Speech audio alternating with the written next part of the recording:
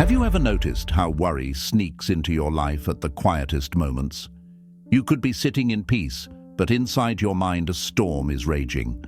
Thoughts whisper, what if this happens? What if I fail?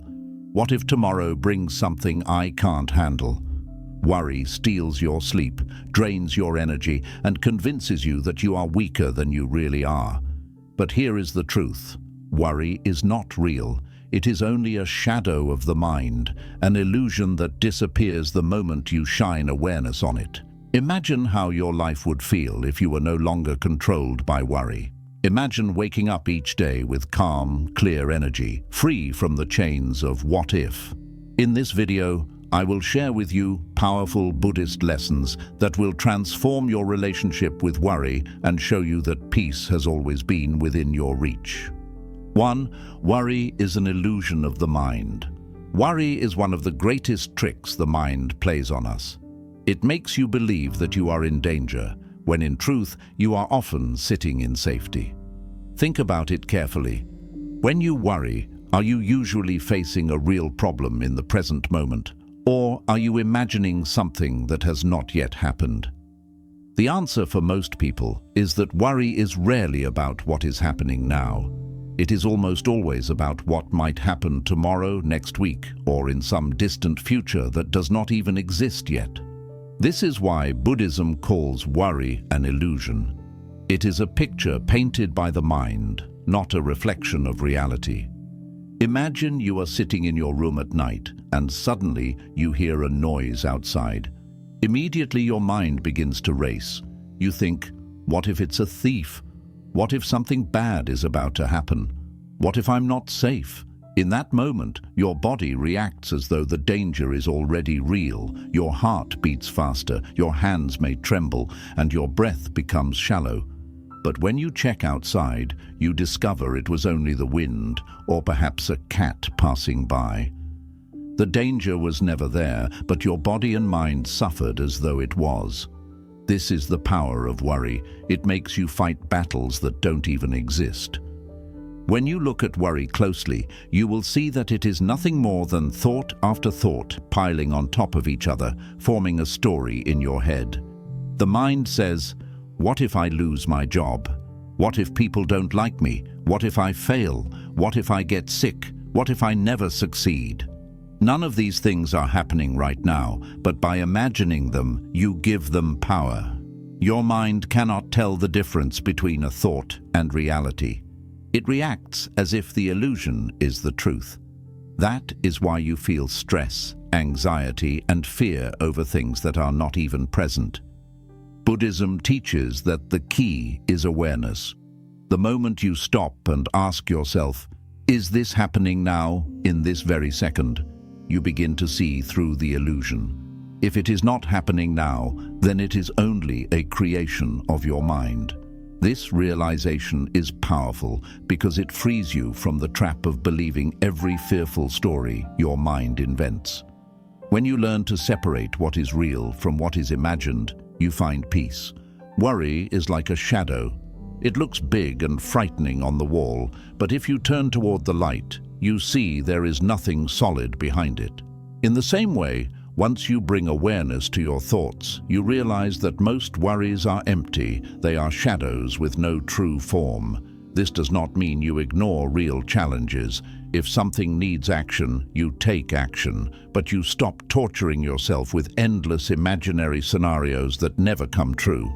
When you understand that worry is an illusion of the mind, you take the first step toward freedom. You realize that you don't have to believe every thought that enters your head. You are not your thoughts.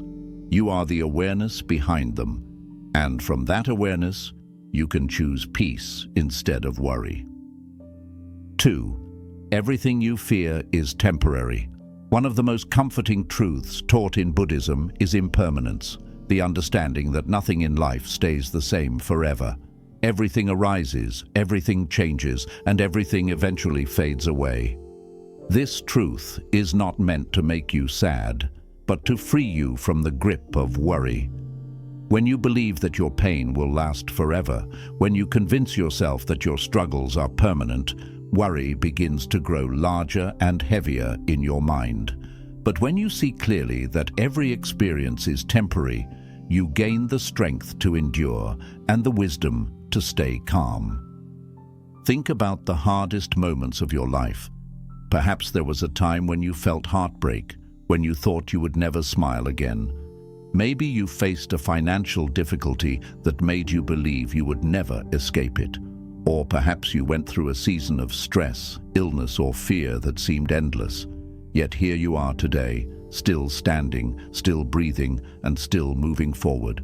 Those storms passed, just as all storms pass. At the time it felt permanent, but it was not. Life carried you through, and tomorrow carried a new light that you could not see in the middle of your darkness. This is the nature of impermanence. Joy comes, but it does not stay forever. Sorrow comes, but it too must leave. Success rises, but even that changes. Failure arrives, but it cannot remain. Everything is in motion, just like the river that keeps flowing. Worry, however, makes you believe that your situation is frozen, that your suffering is locked in place with no way out. This is one of the biggest lies of the worrying mind. Imagine holding a glass of water with your arms stretched out. At first, it feels light and easy, but if you keep holding it for 1 hour, your arm begins to ache. If you hold it for 2 hours, the pain becomes unbearable. The glass of water has not changed, but the longer you hold it, the heavier it feels. Worry works the same way. The problem may not be permanent, but holding onto it in your mind makes it feel endless.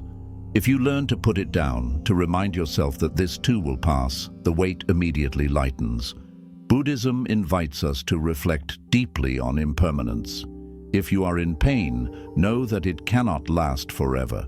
If you are anxious, know that this feeling will fade. If you are caught in worry, remind yourself that change is the law of the universe. Even the darkest night eventually gives way to dawn. Even the fiercest storm eventually gives way to calm skies. By remembering this truth, you give yourself the strength to breathe, to wait, and to trust that nothing you fear will hold you forever. When you truly accept impermanence, you no longer panic in difficult times because you know they are temporary. You no longer cling desperately to good times because you understand that change is natural. Instead, you find balance, you stop resisting the flow of life, and you allow yourself to move with it. And in that flow, worry has no place to grow because you know that everything, both joy and pain, is only passing through. 3. Your breath is your anchor against worry. When the mind becomes consumed by worry, it often pulls you into a whirlwind of thoughts about the future. Things that may or may not happen, scenarios that may never come true. In these moments, you feel as if you are being carried away by a storm. Your heart races, your chest tightens, and your thoughts become tangled in endless circles. But Buddhism offers a simple yet powerful tool to bring yourself back to peace: your breath. Breathing is the most natural act of life, yet we often ignore it. It is always with you, from the moment you are born until the moment you leave this world.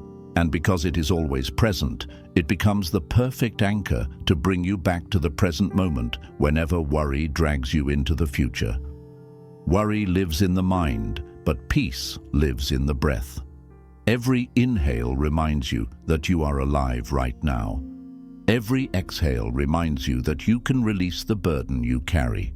Think of how your body reacts when you worry. Your breathing becomes shallow, quick, and uneven. This is your body's way of preparing for danger, even though no real danger is present. It is like a false alarm ringing loudly in your mind. By consciously slowing your breath, by inhaling deeply, holding it for a moment, and then exhaling fully, you tell your body and your mind that there is no reason to panic. Your heartbeat begins to calm, your muscles relax, and your thoughts lose their frantic energy. It is as if you are pressing a reset button for your entire being. In Buddhist practice, meditation often begins with awareness of the breath.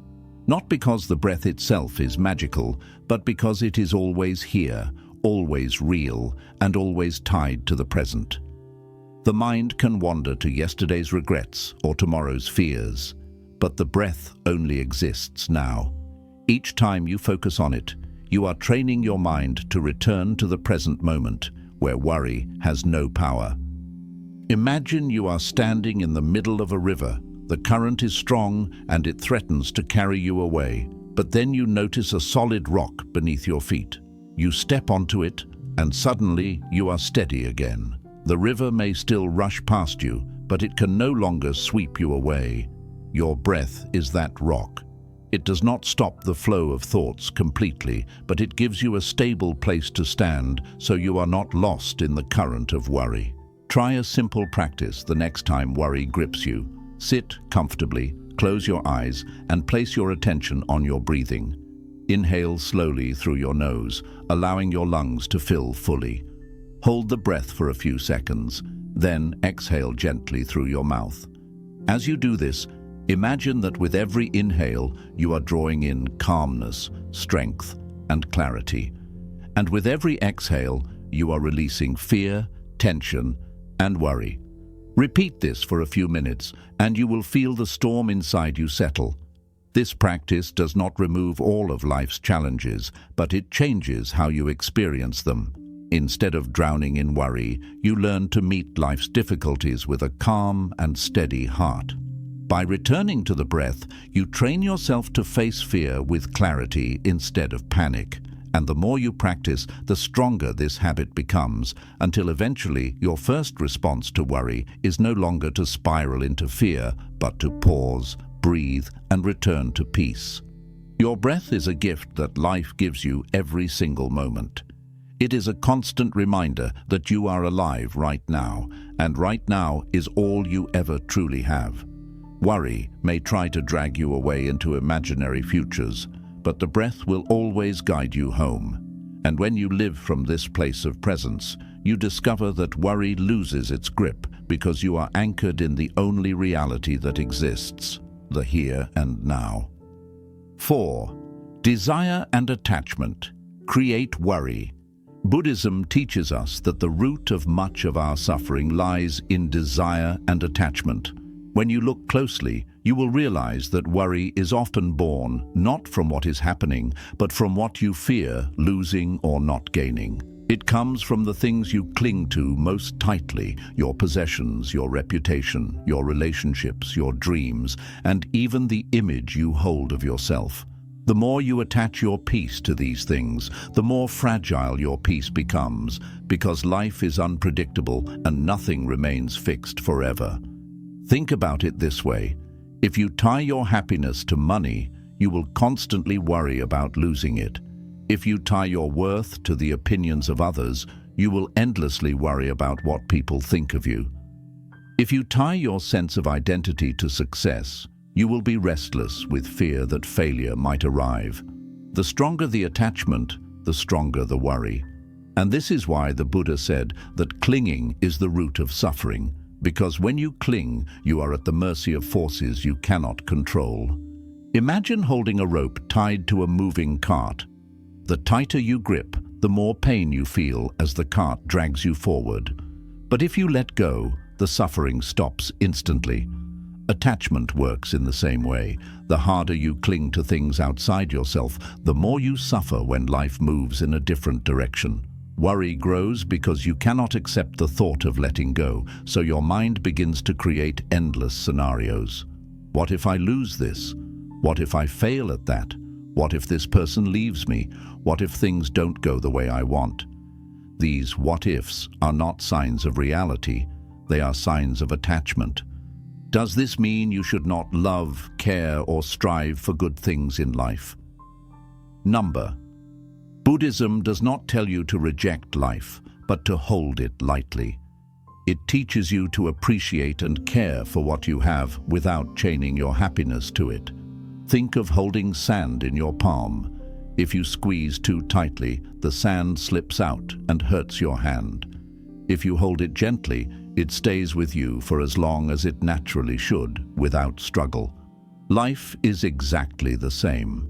Relationships, success, Health and wealth are like the sand, precious but never permanent. If you cling desperately, you suffer. If you hold with gentleness and gratitude, you live in peace. Attachment creates worry because it makes you believe you cannot live without certain outcomes.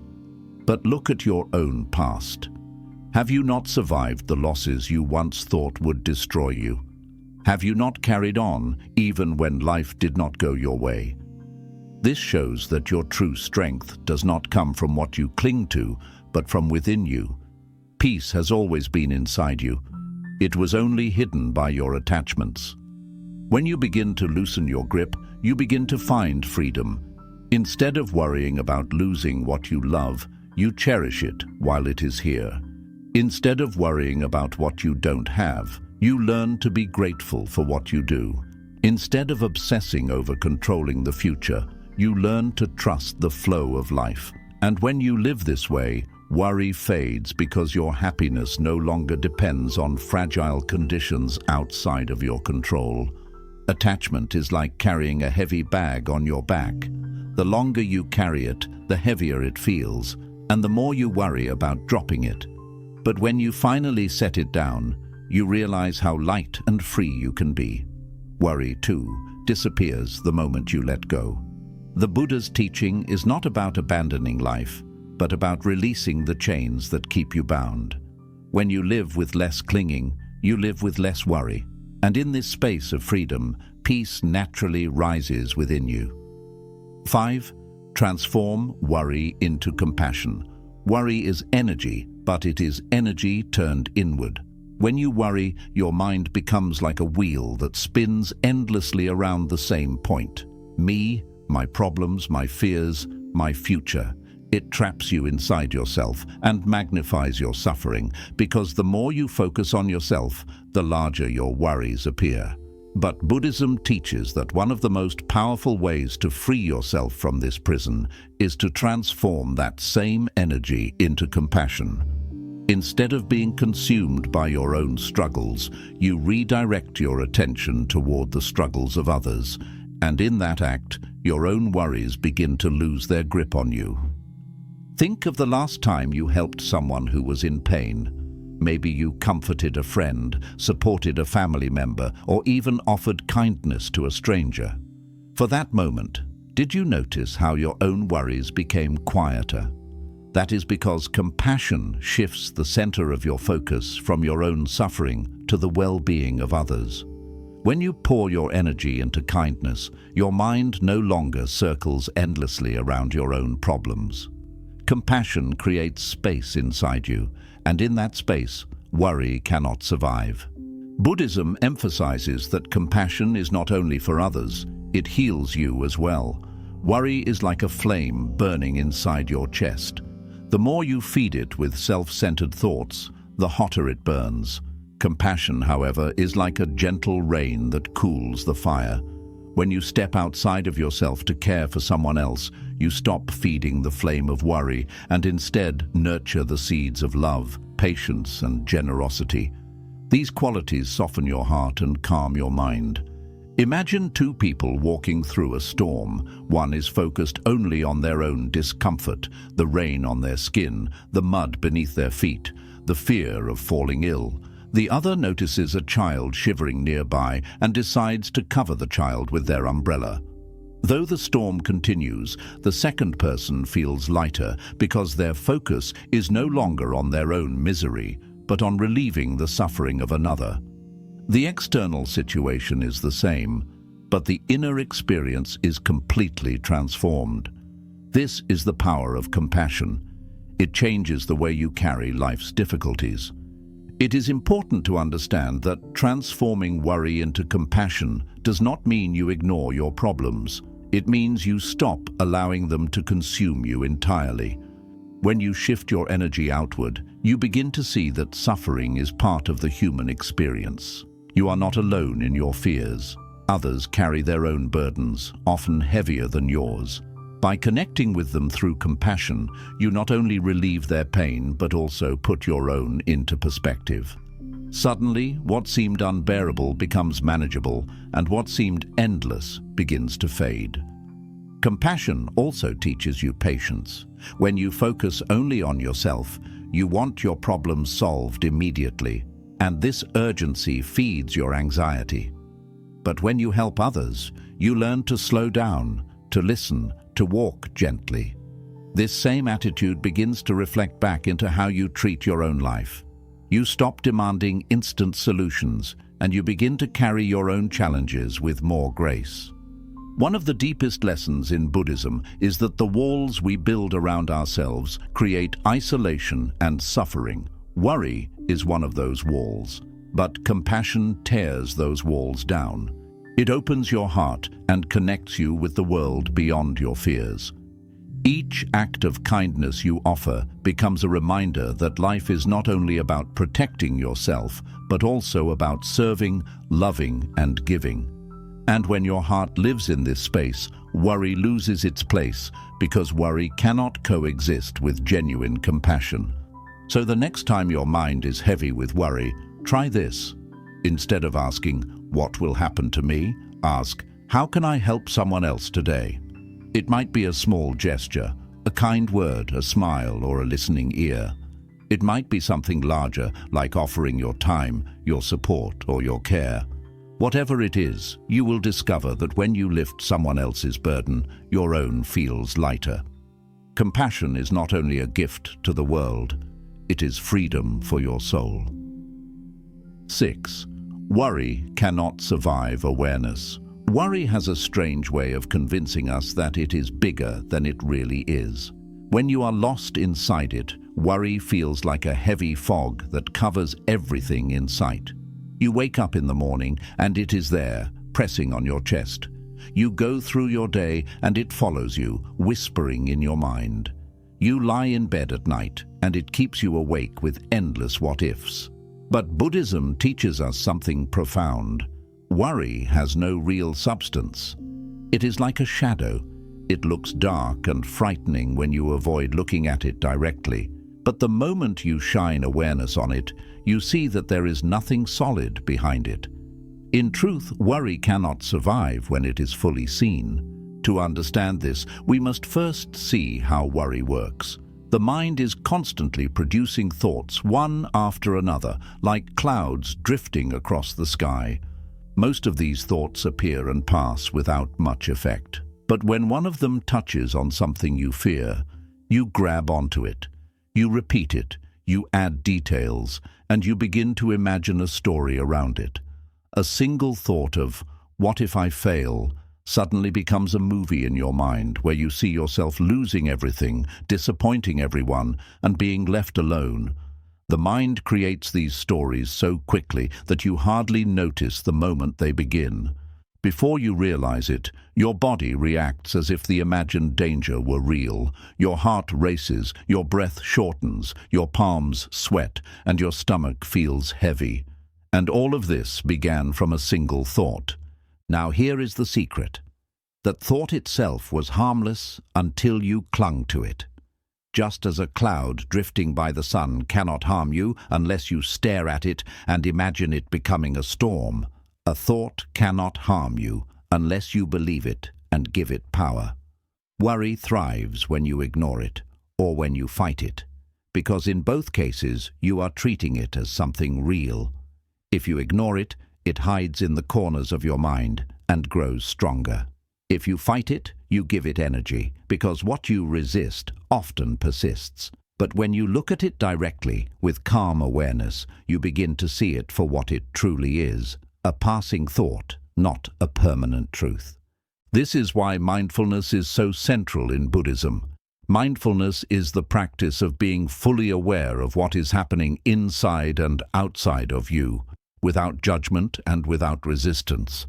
When a worry arises, mindfulness allows you to say, "This is just a thought. It is not reality. It is not permanent. It will pass." By observing it with awareness, instead of reacting to it, you take away its power. Worry cannot survive in the clear light of awareness, because awareness shows you that it is only a visitor, not a master. Let us use an example. Imagine you are preparing for an important job interview. A thought enters your mind. What if I make a mistake? What if I embarrass myself? What if they reject me? Immediately, your body tenses and your mind begins to spin. Without awareness, you believe the thought and you begin to rehearse failure in your head. By the time you arrive at the interview, you are already drained, not because of reality, but because of the story your mind created. Now imagine the same scenario with mindfulness. The thought arises. What if I fail? But instead of believing it, you pause and notice it. You take a breath and say to yourself, "This is only a thought. I don't have to believe it. Right now, in this moment, nothing bad is happening." You bring your attention back to your breath, back to your body, back to the reality of this present second, and suddenly the thought loses its hold. It may return again, but each time you meet it with awareness, it becomes weaker. Eventually, it passes like a cloud, leaving the sky of your mind clear again. Awareness works because it changes your relationship with worry. Instead of being its victim, you become its observer.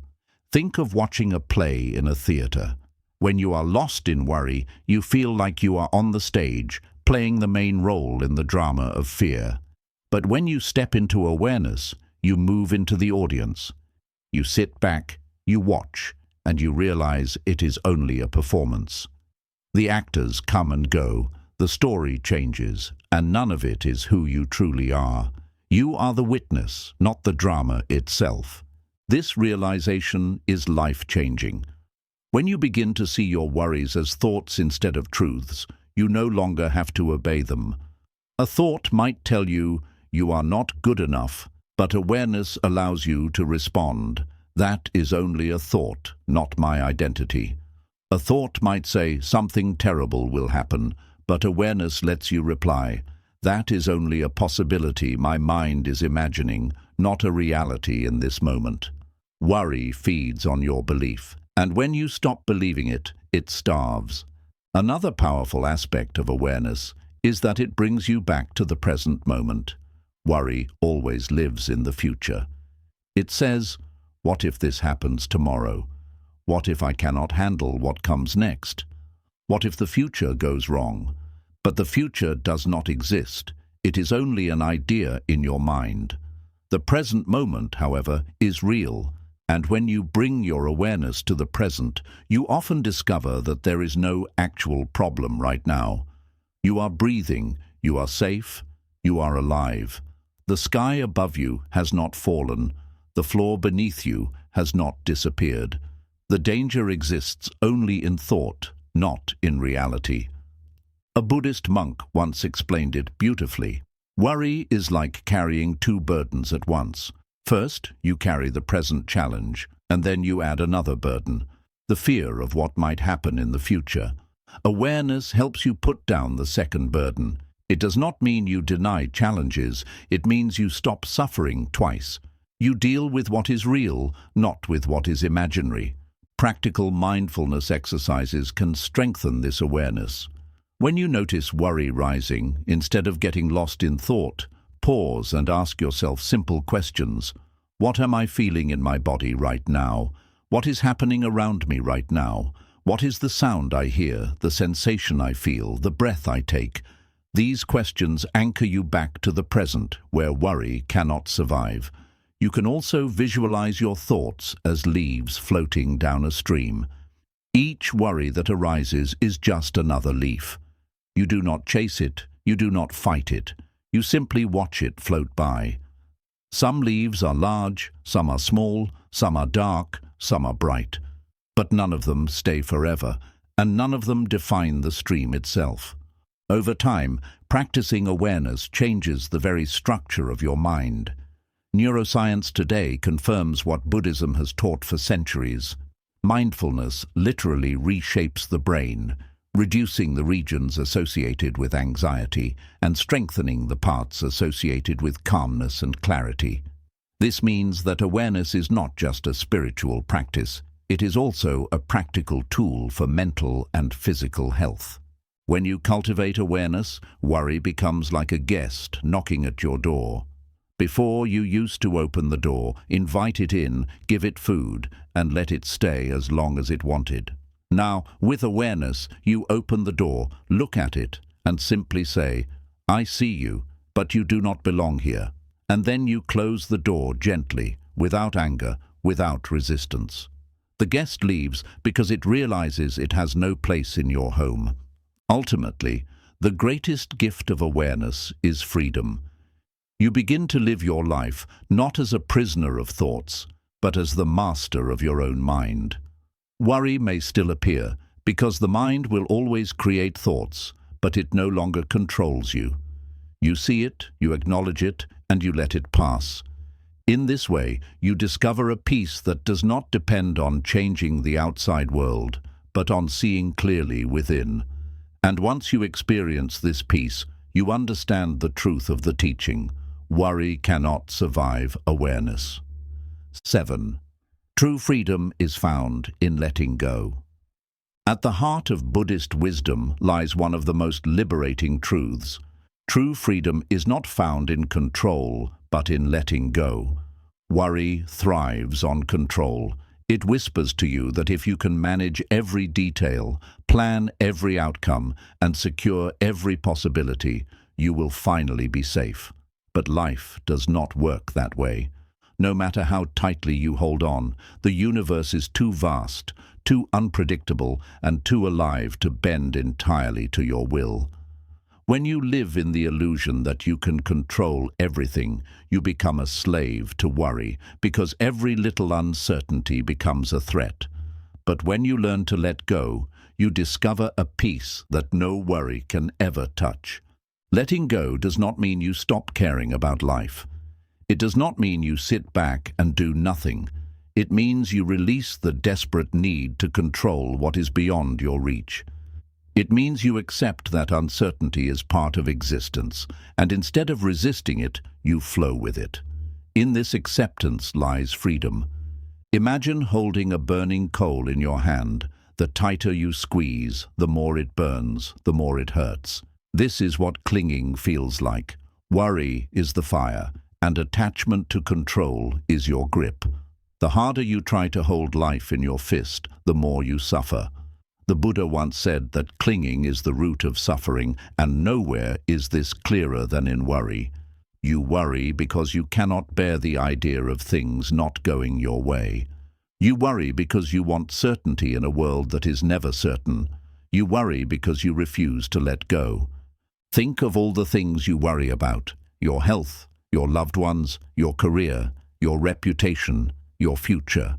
Ask yourself honestly, how much of this do you truly control? You may influence some of it. You can eat healthy, work hard, be kind, make wise decisions. But beyond that, there are countless forces at play: time, chance, the choices of others, and the mysteries of life itself.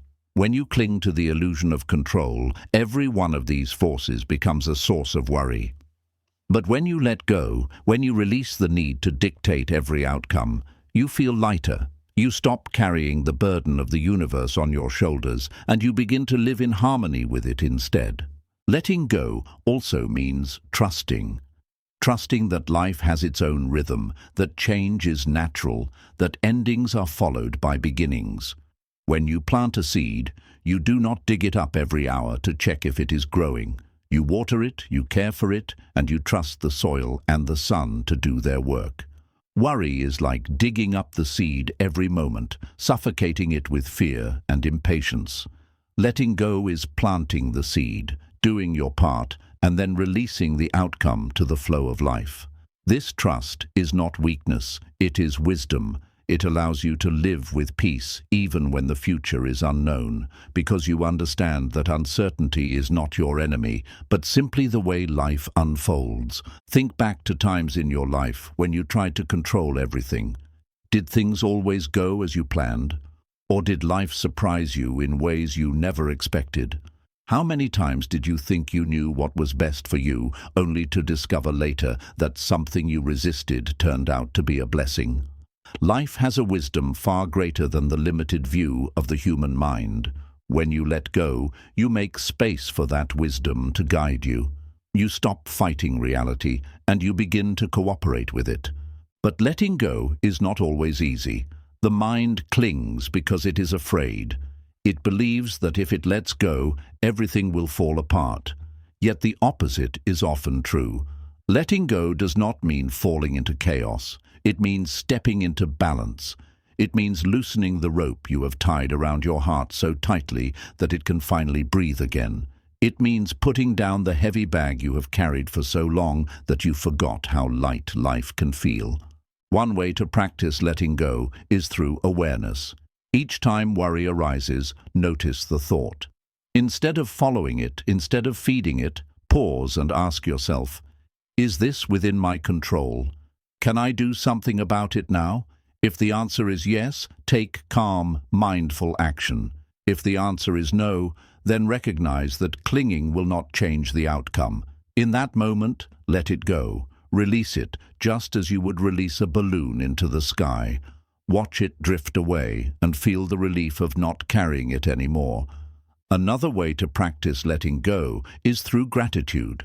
Worry always focuses on what might go wrong, but gratitude focuses on what is already right.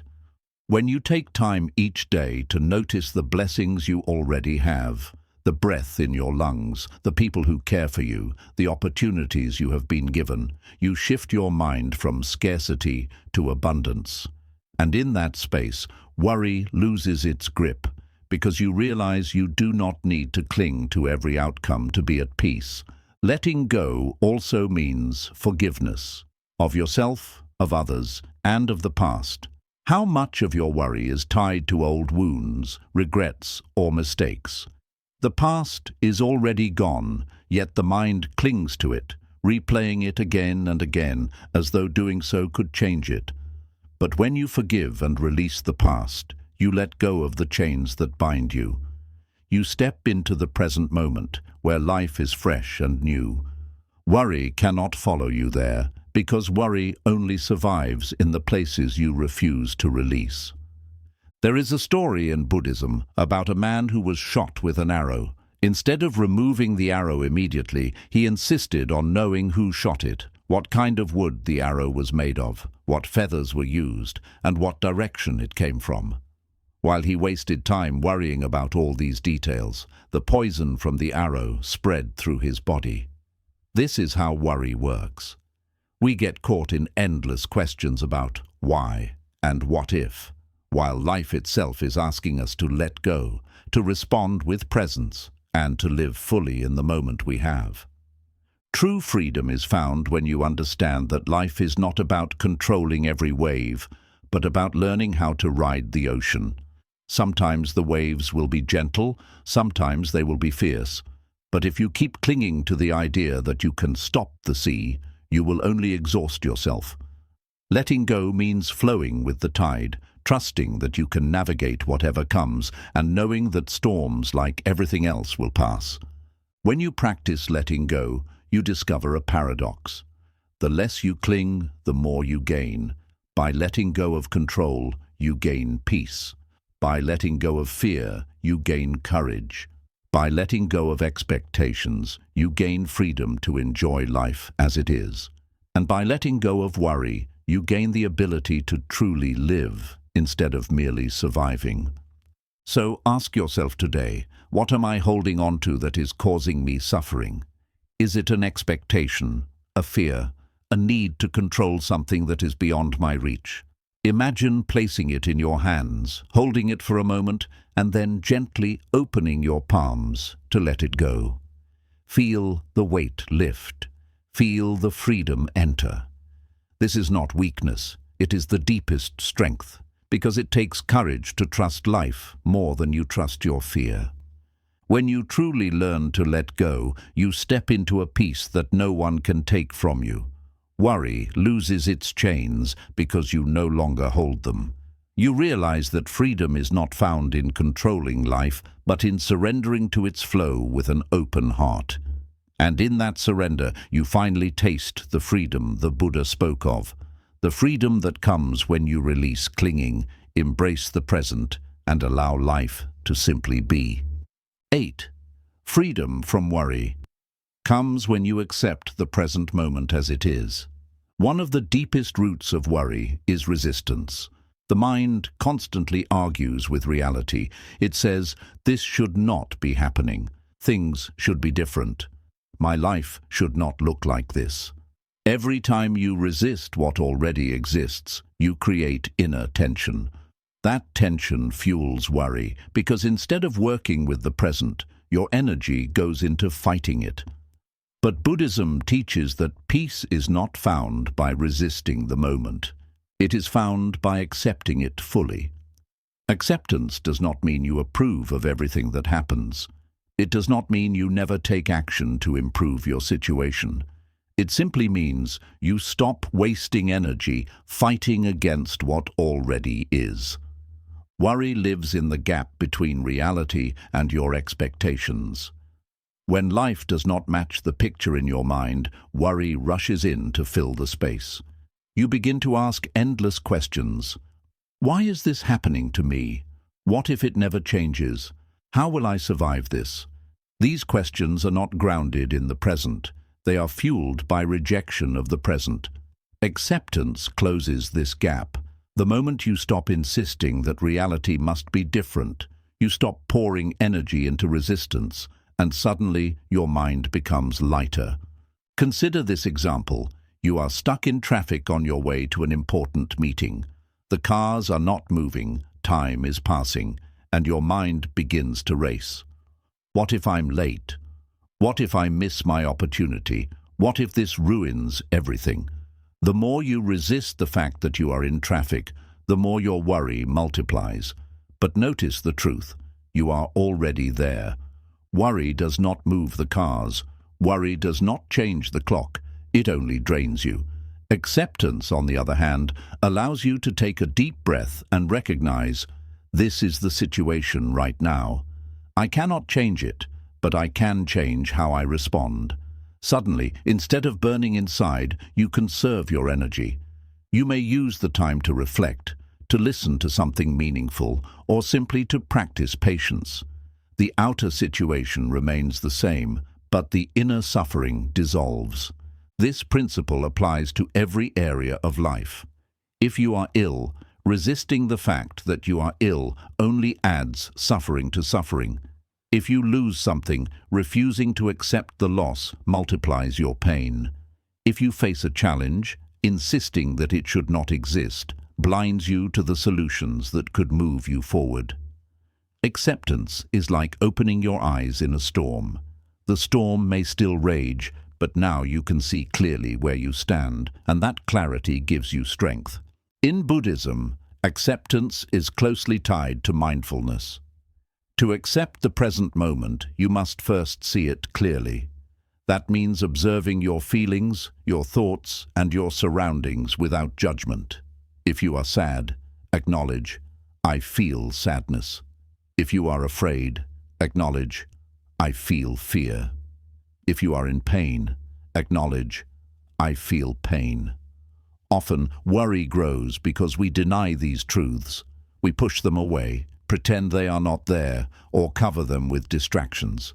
But denial only makes them stronger in the background. When you face them with acceptance, they begin to loosen their grip.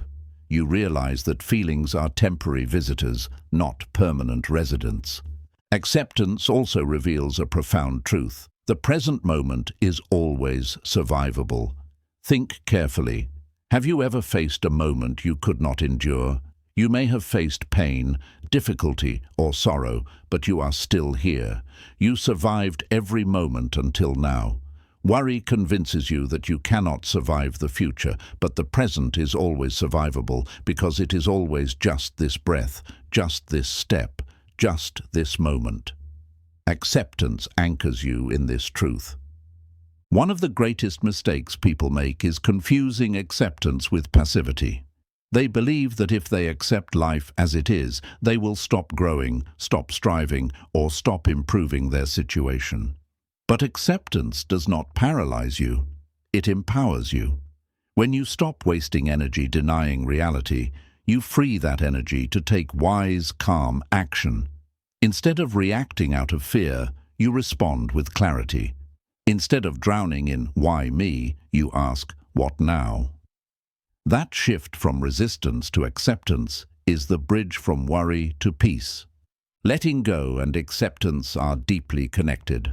Letting go is the release of clinging to control. Acceptance is the embrace of reality as it stands. Together they form the path to true freedom. Without acceptance, worry lingers because you are always hoping reality will match your imagination. With acceptance, you live in harmony with life as it unfolds. And in that harmony, worry has no place to grow. Think of a tree in the middle of a storm. The wind blows fiercely, the rain pounds, and the tree bends with the force. If the tree resisted rigidly, refusing to move, it would snap. But because it bends, it survives. Acceptance is that bending. It does not mean weakness, it means flexibility, resilience, and wisdom. The storm may come, but it cannot break you, because you are no longer resisting life. You are moving with it. Acceptance also transforms relationships. How much of your worry is about how others should behave? You may think, they should treat me differently, they should understand me better, they should act the way I expect. This attachment to how others should be creates endless worry and disappointment. Acceptance means seeing people as they are. You cannot control their choices, but you can choose your response. You can choose compassion instead of resentment, patience instead of frustration, understanding instead of judgment. When you accept others as they are, you stop living in the prison of constant worry about their actions. Finally, acceptance brings you into alignment with the deeper truth of impermanence. Everything changes. The present moment, no matter how difficult, will not last forever. By accepting it fully, you actually allow it to pass more quickly because you are no longer clinging or resisting. You are flowing with the river of life instead of fighting against it. The practice of acceptance does not happen overnight. It is a daily discipline. Each time you notice yourself worrying, pause and ask, what am I resisting right now? What part of reality am I refusing to accept? Then gently open your heart and remind yourself, this is how it is right now. It does not have to define my future, but it is here in this moment. I can accept it, I can face it, I can live through it. This simple practice begins to dissolve the roots of worry, one moment at a time. When you embrace the present moment as it is, you discover something extraordinary. Beneath the layers of resistance, beneath the stories of worry, there is a quiet peace that has always been there. It does not depend on things being perfect. It does not require certainty about tomorrow. It simply exists, waiting for you to notice it. Acceptance uncovers this peace, like clouds parting to reveal the sun. The sun was always shining, it was only hidden from view. And so, the path becomes clear. Worry cannot survive where there is full acceptance. The mind may still whisper fears, but they no longer control you, because you are rooted in reality, not imagination. You are present, not lost in the future. You are free, not enslaved by resistance. This is the freedom the Buddha pointed to, the freedom of being fully alive in this moment, without the chains of worry pulling you away. 9. The path beyond worry is trusting the flow of life. If we look closely at the roots of worry, we find that it grows from one central fear, the fear of the unknown. The human mind craves certainty. It wants to know what tomorrow will bring. It wants to know that its efforts will succeed. It wants to know that its loved ones will remain safe, and it wants to know that nothing unexpected will disturb its comfort. Yet life does not give us certainty. It gives us change. It gives us seasons, cycles, beginnings and endings, growth and decay. Worry arises when the mind resists this natural uncertainty and demands control. But Buddhism teaches us a different path. Instead of fighting the flow of life, trust it. When you trust the flow, you no longer cling to knowing every answer. You no longer demand certainty from a world that is built on impermanence. You release the burden of control, and in doing so, you discover peace. Worry convinces us that by thinking enough, by rehearsing every possible outcome, by staying restless and on guard, we can somehow protect ourselves. But has worry ever truly protected you? Did all the hours you spent imagining disaster prevent disaster? Did they make you stronger, or did they only drain your energy before life even unfolded? In reality, worry is like carrying an umbrella every day, even when the sky is clear, simply because it might rain. The umbrella does not stop the rain, it only tires your arm and makes you live under a shadow, even when the sun is shining. Trusting the flow of life is learning to put down that umbrella when the sky is bright and to simply walk in the warmth of the present moment. To trust the flow does not mean you stop planning or preparing. It does not mean you live carelessly, ignoring responsibility. Instead, it means you do your part with sincerity, and then you release the rest. Imagine a farmer planting seeds. He tills the soil, waters the ground, and does everything within his power to care for the crop. But after that, he must trust the sun, the rain, and the earth. He cannot control the weather. If he spends every day worrying, what if it doesn't rain? What if a storm comes? What if the seeds don't grow? He will only exhaust himself without changing the outcome. Trust is understanding that you do what you can, and then you let the river of life carry the rest. The Buddha often used the metaphor of a river to describe life. A river flows constantly, never stopping, never holding on to any one moment. If you try to dam the river completely, you create pressure, resistance, and even destruction. But if you float with the river, if you learn to move with its currents, it carries you gently onward. Worry is like trying to stand still in the middle of that river, resisting its flow. You feel overwhelmed, unsteady, and afraid of being swept away. Trust, however, is learning to float. It is allowing the river to carry you, knowing that wherever it goes is part of the journey. One of the most profound truths of Buddhism is interdependence. Everything in life is connected. The rain depends on the clouds depend on the sun depends on the universe. Your life is not separate from this flow, it is part of it. Every experience, every encounter, every challenge is woven into a larger pattern that you cannot always see. Worry comes from trying to control this vast web with your limited perspective. Trust comes from recognizing that you are a part of this web and that life unfolds with a wisdom beyond what the mind can grasp. Think of moments in your life when things did not go according to your plan, yet they led you to unexpected blessings. Perhaps you lost an opportunity, only to find a better one later. Perhaps someone left your life, only to make space for someone else to enter. At the time, you may have worried, resisted, or felt despair, but looking back, you see how life had a larger plan for you.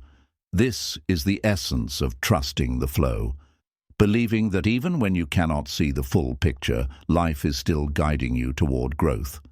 But how do you cultivate this trust in daily life? The first step is awareness. Notice when your mind begins to demand certainty. Notice when your thoughts say, "What if I fail? What if I am not enough? What if the future collapses?" Instead of being pulled into these thoughts, pause and remind yourself, "I cannot control the future. I can only live this moment." Then return to your breath, return to the present, and return to what is real. Trust grows when you practice this again and again. The second step is surrender. Surrender is not giving up. It is giving over. It is offering the future back to life instead of clutching it with fear. You can practice surrender in small ways. When plans change, instead of clinging to frustration, you say, "This is not what I expected, but I will flow with it." When you face uncertainty, you say, "I do not know how this will unfold, but I trust that I will meet it when it comes." This practice slowly loosens the grip of worry, because you are no longer demanding control over what cannot be controlled. The third step is gratitude. Gratitude shifts your attention from what might go wrong to what is already right. Each day, pause to notice the blessings around you. The breath that sustains you, the people who care for you, the opportunities you have. Gratitude reminds you that life has already given you much, and this builds trust in what it will continue to give. When you focus on abundance instead of scarcity, worry begins to fade. Trust also comes from observing nature. Look at the trees. They do not worry about whether the rain will come. Look at the birds. They do not worry about whether the sun will rise. They live in harmony with the rhythms of the world, trusting that each day will bring what it brings. Humans, with all our intelligence, often forget this wisdom. But by watching nature, we remember that trust is the most natural state of being. Worry is like being trapped in a cage of your own making. The bars of that cage are your fears about the future. Trust is the key that unlocks the door. When you trust life, you walk out of that cage and into the open sky. Yes, the sky may bring storms, but it also brings sunlight, freedom, and the vastness of possibility. You realize that freedom is worth more than the false safety of worry. Of course, trusting the flow of life does not erase all difficulties. Challenges will still come, losses will still occur, and pain will still visit your heart. But when you trust, you face these experiences differently. You no longer see them as punishments or disasters, you see them as part of the river's current. You may not understand their purpose in the moment, but you trust that they are part of the larger pattern of your journey. This trust gives you strength to endure without collapsing into endless worry. In the end, trusting the flow of life is an act of courage. It is choosing to believe that you can meet the unknown without fear. It is choosing to live fully in the present, instead of hiding in endless scenarios of what if. It is choosing to let go of control and discover the freedom of surrender. So ask yourself now, what would it feel like to truly trust life? What would it feel like to wake up each day without fear of the unknown? To walk with confidence even when the road ahead is unclear? To live in peace even when uncertainty surrounds you? This is not a dream. It is a reality available to you the moment you choose trust over worry. When you embrace trust, you will discover that life carries you gently even through storms. You will discover that the unknown is not your enemy, but your teacher. And most of all, you will discover that true freedom, the freedom beyond worry, is not found in controlling the flow of life, but in learning to float upon it with an open heart. 10. The end of worry comes when you discover the power of inner stillness. If there is one truth that can transform the way you experience life, it is this. Peace does not come from controlling the outer world, but from cultivating stillness within yourself. Worry is the opposite of stillness. It is restlessness, turbulence, and noise in the mind. When you are lost in worry, your thoughts race in 100 directions. You replay the past, you rehearse the future, and you create endless what-if scenarios that exhaust you. Yet beneath all this noise, there exists a deeper place within you that is always calm. Buddhism teaches us that this stillness is not something you need to create. It is something you uncover. It is already within you, hidden beneath the layers of restless thought. And when you touch this inner stillness, worry loses its grip, because worry cannot survive in silence. To understand this, imagine a pond on a windy day. The surface of the water is disturbed, rippling and restless. If you look at the surface, you see distortion and chaos. But if you dive beneath the surface, even just a few feet down, the water is calm and steady. The wind only disturbs the surface, not the depths. Your mind works the same way. Worry disturbs the surface, but beneath the surface there is always stillness. The practice of Buddhism is to dive inward, to go beneath the ripples of thought and find the deep calm that has always been there. Why is stillness so powerful against worry? Because worry feeds on movement. It survives only when the mind keeps running. It needs you to chase one thought after another, to jump from one fear to the next, to keep spinning the wheel of what if. But when you stop, when you become still, worry has nothing to cling to. It floats away like dust settling when the wind dies down. Stillness reveals that worry was never as solid as it seemed. It was only movement, only noise. Finding stillness begins with awareness of your breath, your body, and the present moment. But it goes deeper than techniques. It is a way of being. It is learning to live without being constantly pulled into the noise of the mind. You may sit in meditation, watching your thoughts rise and fall like waves. And in that watching, you realize something extraordinary. You are not the waves. You are the ocean beneath them. The thoughts come and go, but the stillness remains. When this realization becomes part of your daily life, worry loses its power. You stop identifying with the storm, and you start identifying with the calm beneath it. Think of how much of your life is spent in restless seeking. The mind says, "If only I fix this problem, I will finally be at peace. If only I achieve this goal, I will finally be calm. If only I control this situation, I will finally feel safe." But the peace you seek is not out there. It is here, within you, in the silence that has been waiting beneath the surface all along. The more you search for peace outside, the more you strengthen worry, because the outer world is always changing. True freedom comes when you realize that the world does not need to be perfect for you to be at peace. Your peace comes from stillness within. Worry often disguises itself as preparation. It tells you that by thinking endlessly, you are being responsible. But preparation and worry are not the same. Preparation is clear, calm action in the present. Worry is endless, fearful rehearsal of a future you cannot control. The difference lies in stillness. When you act from stillness, you see clearly what needs to be done right now, and you do it without fear. When you act from worry, you lose yourself in countless imaginary scenarios, none of which bring you peace. Stillness allows you to act with wisdom instead of panic. In Buddhism, meditation is the path to stillness.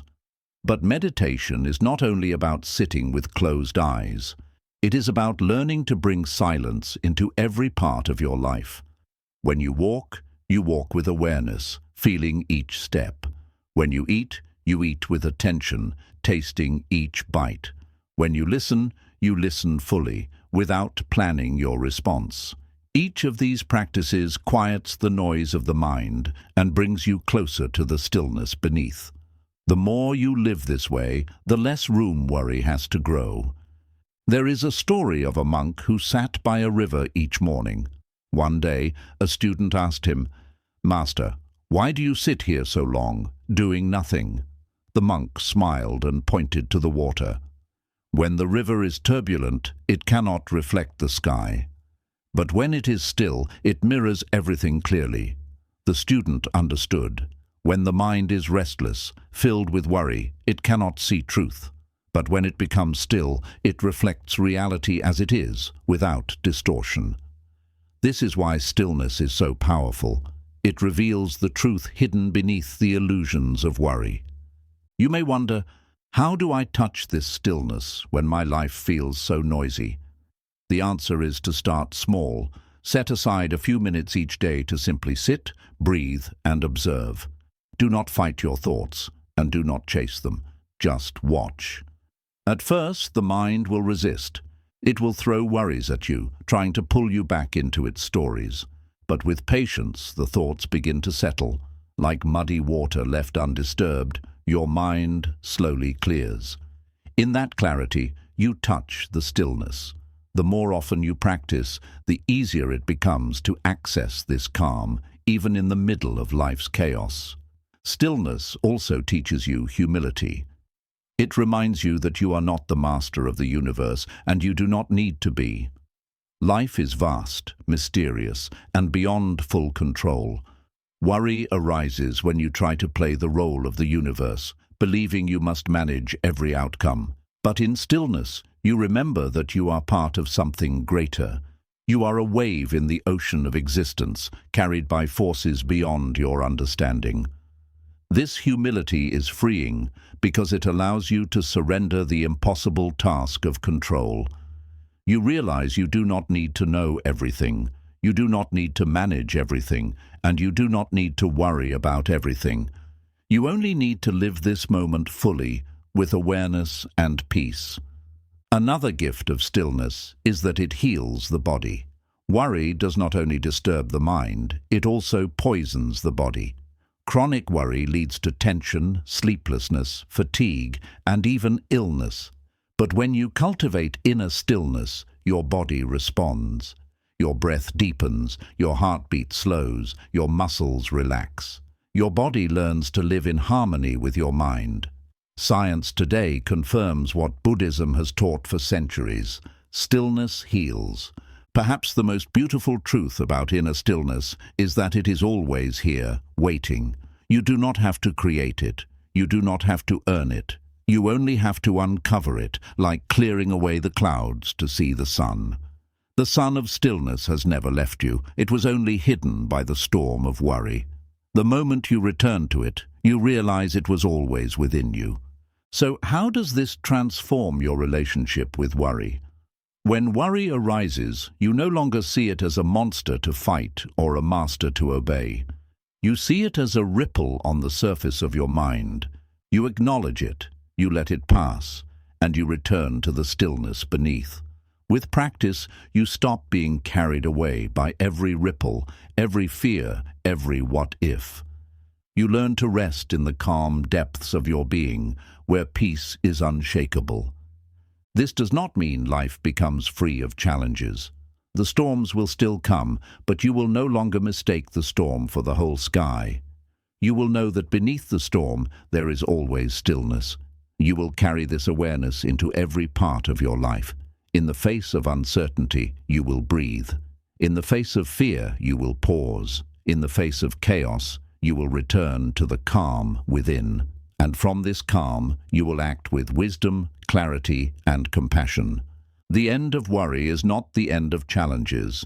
It is the discovery of a new way of living, a way rooted in stillness, acceptance, and trust. When you live this way, worry no longer enslaves you. You may still feel its presence at times, but it no longer rules you. You are free because you have touched the truth that lies beyond it, the stillness within, which no storm can disturb. So let this be your practice. Each day, take time to return to the silence within you.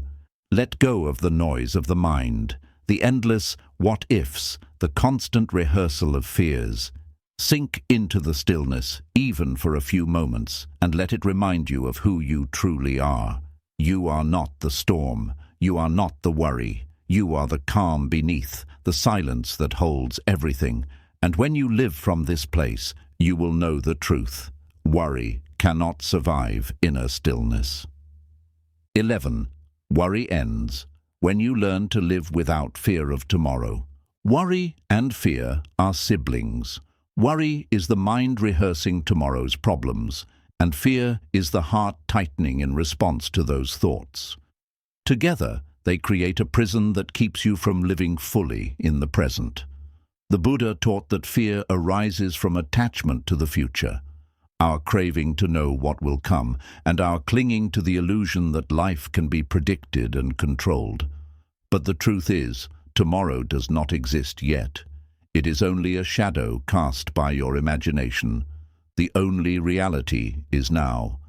When you learn to live without fear of tomorrow, you break the chains of worry because you stop giving power to what is not yet real. Think for a moment about how much of your life is shaped by fear of what might happen. You hesitate to pursue your dreams because you fear failure.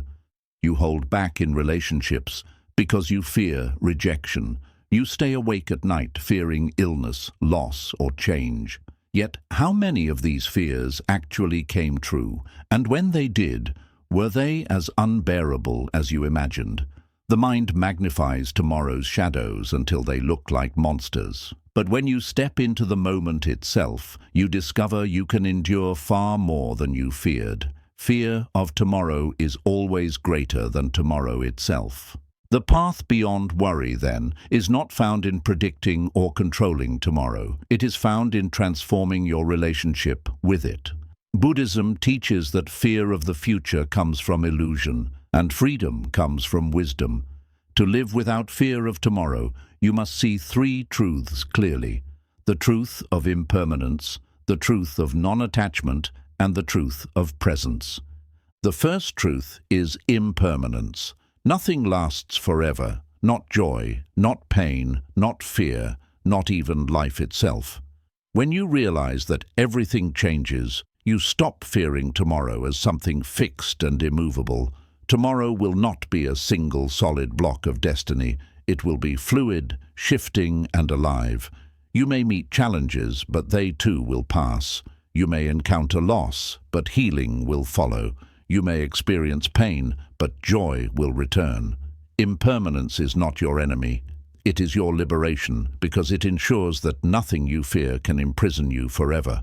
The second truth is non-attachment. Worry thrives on clinging. You fear tomorrow because you are attached to outcomes. I must succeed. I must not fail. This person must stay with me. My life must unfold this way. When the mind clings to these expectations, the future becomes frightening because it is full of possibilities where you might lose what you cling to. But when you loosen your grip, the fear loosens too. You realize that you can be at peace even if tomorrow does not go as planned. You realize your happiness is not tied to outcomes beyond your control, but to the freedom within you. Non-attachment is not about indifference. It is about being free enough to love, to work, to live fully without being enslaved by fear of loss. The third truth is presence. Fear only exists in the future. If you look closely at your life right now, in this exact moment, are you in danger? Are you being destroyed by the fears you imagine? Most often the answer is no. In this moment you are breathing. In this moment you are alive. In this moment you have the strength to face what is here. Presence dissolves fear because it anchors you in reality. The mind may create stories about tomorrow, but the present moment always reveals a simpler truth. You are safe here and now. When you bring these three truths together, impermanence, non-attachment, and presence, you begin to live without fear of tomorrow. You may still make plans, you may still dream, you may still work toward your goals, but you do so without clinging, without fear, and without letting the shadows of the future dominate your peace today. There is a powerful Buddhist practice that can help you dissolve fear of tomorrow. It is called contemplation of death. At first, this may sound frightening, but in truth, it is liberating. By reflecting on the reality that life is fragile and tomorrow is not guaranteed, you stop wasting your energy worrying about what has not happened yet. You begin to cherish each day, each moment, each breath. Fear of tomorrow shrinks because you realize that tomorrow was never promised to begin with. Instead of fearing the future, you begin to treasure the present. This does not make you careless, it makes you alive.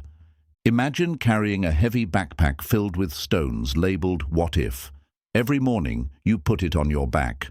What if I lose my job? What if I get sick? What if people leave me? What if I fail? The weight grows heavier each day, but notice that most of those stones never even fall on your path. You carried them for nothing. Living without fear of tomorrow is like putting down that backpack. You walk lighter, freer, able to move with joy instead of dread.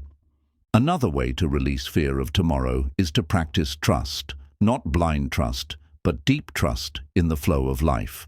You may not know what tomorrow holds, but you can trust that you will meet it with the strength you already carry. Think of your past. How many times did you fear you would not survive a challenge, yet you did? How many times did life surprise you with blessings where you expected disaster? This history is proof. You can trust yourself, and you can trust life. Fear of tomorrow weakens when you remember how many tomorrows you have already faced and overcome. Living without fear of tomorrow also allows you to love more deeply. Fear often keeps you guarded, afraid to give your heart fully in case you lose. But when you stop fearing the future, you stop holding back. You love generously. You live courageously. You give freely. Worry tells you to save your love for a safe future.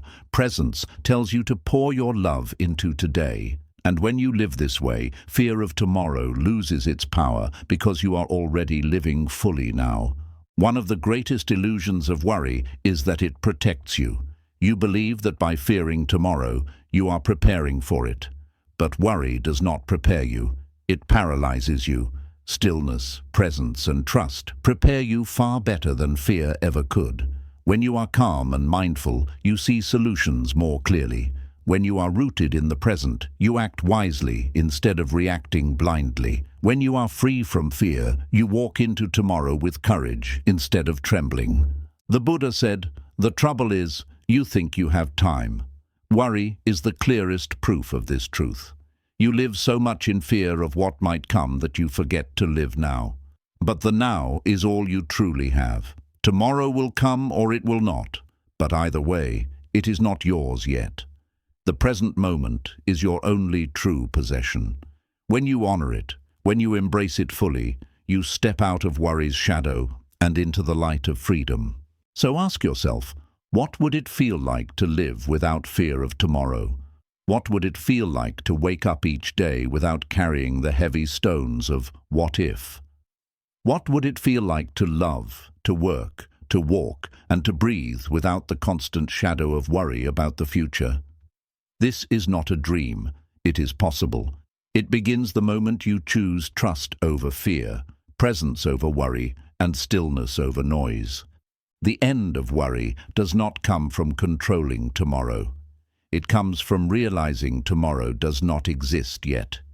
It comes from loosening your grip on what you cannot hold, and from standing firmly in the truth of now. When you live without fear of tomorrow, you are finally free. Not because life is predictable, but because you no longer need it to be. 12. Worry fades. When you realize the present moment is already complete. One of the most overlooked truths of human life is that we are always chasing what is next. The mind convinces us that happiness is around the corner, that peace will come tomorrow, that contentment lies in the next achievement, the next possession, or the next solution. And so we rush endlessly forward, rarely stopping to notice what is here. Worry is born from this constant chase. It tells us that until we secure the future, until we control every possibility, we cannot rest.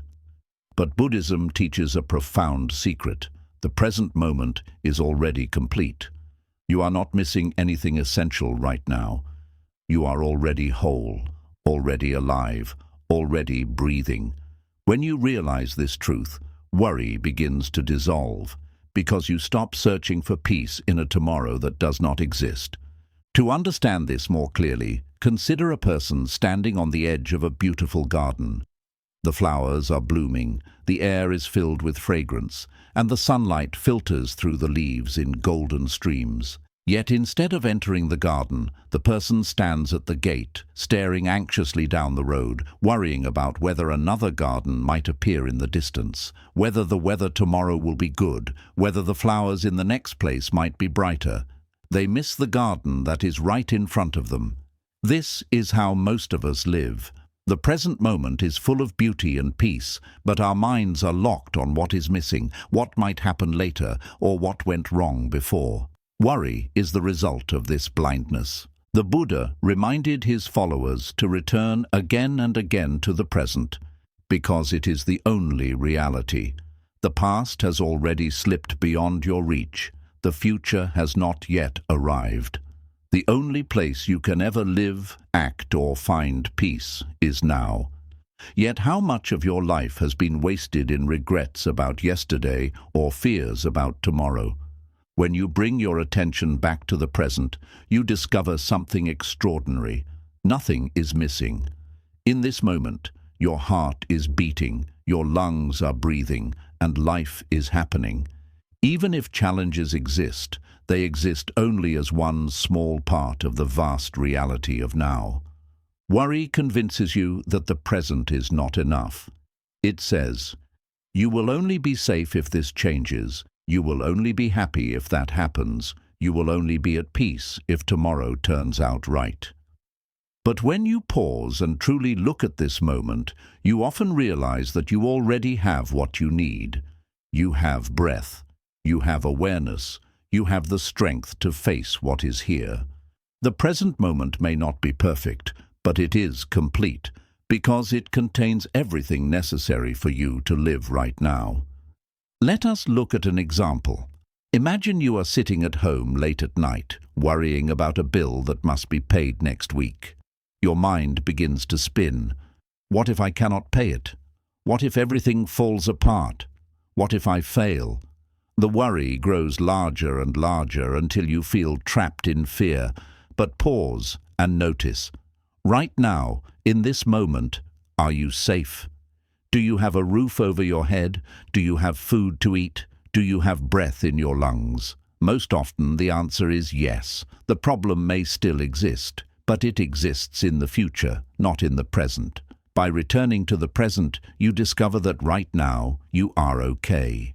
And that realization allows you to act from peace instead of panic. This is not denial. It is clarity. You are not pretending that the future does not matter. You are refusing to let it dominate the only moment you can truly live. By grounding yourself in the completeness of now, you stop feeding worry with constant fear. Instead, you conserve your energy to take wise action when the time comes. Buddhism often speaks of suchness, the idea that life in each moment simply is what it is. This flower is blooming, this bird is singing, this breath is rising and falling. Worry pulls you out of suchness, insisting that what is should be something else. Acceptance pulls you back, reminding you that what is here is enough. When you rest in suchness, you no longer measure your peace against an imagined tomorrow. You find peace in the reality that exists right now. One of the greatest sources of worry is comparison. You look at your life and think, it should look different. I should have more. I should be further ahead. This constant measuring creates anxiety, because no matter what you achieve, the mind tells you it is not enough. But when you realize that the present moment is already complete, comparison fades. You no longer need to prove your worth against others, because you see that wholeness is already within you. The flower does not worry about being less bright than the sun, nor does the river worry about being smaller than the ocean. Each is complete in itself. And so are you. Meditation is a practice that helps reveal this completeness. When you sit in silence, focusing on the breath, the mind will resist. It will tell you that you should be doing something else, fixing something, planning something. But as you return again and again to the breath, you begin to taste the fullness of now. You notice sensations in the body, sounds in the environment, and thoughts rising and falling. You realize that nothing more is needed in this moment. You are here. You are alive. And that is enough. Worry loses its grip when you stop demanding that life give you something more than what is already here. Imagine sitting on a beach, watching the waves roll in and out. You could sit there worrying about the next wave, asking, will it be too big? Will it be too small? Will it come on time? Or you could simply sit and watch, appreciating each wave as it arrives, knowing that the ocean does not owe you perfection. Life is like the ocean. Its waves of experience rise and fall, sometimes calm, sometimes stormy. Worry comes from demanding that the waves be different. Peace comes from accepting them as they are and realizing that even as they rise and fall, the ocean remains whole. When you practice living in the completeness of now, even difficult moments become lighter. You may face pain, but you stop adding the extra layer of worry about how long it will last or how bad it might become. You simply experience the pain as it is, without multiplying it with fear. You may face uncertainty, but instead of drowning in what if, you stay grounded in what is. This shift is subtle but powerful. It turns life from a battle with the future into an embrace of the present. Another way to see the completeness of now is through gratitude. Worry focuses on absence, what is missing, what is lacking, what might go wrong. Gratitude focuses on presence, what is already here, what is working, what is beautiful in this moment. When you practice gratitude, you realize that life is never empty. Even in hardship, there are blessings. A kind word, a moment of breath, a ray of sunlight. Gratitude opens your eyes to the fullness of now, and in that fullness, worry has no space to grow. There is a story of a monk who was asked how he could remain so peaceful in the face of uncertainty. He smiled and said, "When I eat, I eat. When I walk, I walk. When I sit, I sit." That is all the questioner did not understand. "But everyone eats, walks, and sits," he replied. The monk answered, "Yes, but not everyone is present while doing so. Most are already worrying about what comes next." The monk's peace came from his ability to live fully in the present, not pulled into the endless chase of tomorrow. This is the essence of realizing completeness. You do not need to escape this moment, because this moment is enough. So how can you practice this in your daily life? Begin by noticing when worry arises. Instead of following it into the future, pause and look around. Ask yourself, what is happening right now? Am I safe in this moment? Do I have what I need to breathe, to live, to exist? The answer is almost always yes. Then let that truth sink in. This moment is whole. This moment is complete. You do not need to carry the burden of tomorrow on your back. The more you practice, the more natural it becomes. Eventually, you begin to live with the awareness that every moment is complete in itself. You stop postponing peace until tomorrow. You stop chaining happiness to future outcomes. You begin to live fully, deeply, and freely in the only place life ever happens, here and now. When you realize that the present moment is already complete, you no longer live as a prisoner of worry. You step into freedom. You understand that nothing is missing, because you are already whole. You see that peace is not waiting for you in the future. It is waiting for you in this breath, in this step, in this heartbeat. And when you live from this truth, worry fades like a shadow in the light of awareness. 13. The end of worry comes when you understand the nature of the mind. One of the most important truths taught in Buddhism is that the mind is both the source of suffering and the key to liberation. Worry, fear, anxiety, doubt, all of these arise not from the world itself, but from the way the mind interprets the world. Two people may face the same situation, yet one is consumed with worry while the other remains calm. Why? Because the difference lies not in the situation, but in the mind. To end worry, then, you must understand the mind, how it works, how it creates illusions, and how awareness can free you from its traps. The Buddha compared the mind to a monkey, constantly jumping from branch to branch, restless and unsettled. This restless activity is the soil in which worry grows. When the mind is never still, it seizes on every possibility of danger, every fragment of uncertainty, and magnifies it into fear. A small problem becomes a catastrophe. A passing thought becomes a story of disaster. The monkey mind thrives on movement, and worry is its favorite playground. But the Buddha also taught that through mindfulness, meditation, and wisdom, the monkey can be tamed. The mind can become steady, clear, and free from the endless chatter that gives birth to worry. Let us examine how worry is created in the mind. A thought arises. What if I lose my job? At first, this thought is neutral, just a flicker in the stream of consciousness. But the mind grabs it, repeats it, adds details. If I lose my job, I won't pay the bills. If I can't pay the bills, I'll lose my home. If I lose my home, everyone will see me as a failure. If that happens, I'll be miserable forever. What began as a single thought snowballs into a nightmare of endless suffering. The body reacts as if the nightmare is real. Stress hormones flood the system, the heart races, sleep disappears, and worry takes full control. Yet notice the truth. Nothing has actually happened. It is all an illusion created by the mind. This process reveals the first key to ending worry. Thoughts are not facts. A thought is only a mental event, like a cloud passing through the sky. But when you forget this truth, you believe every thought as if it were reality. The mind says, disaster is coming, and you feel as if disaster has already arrived.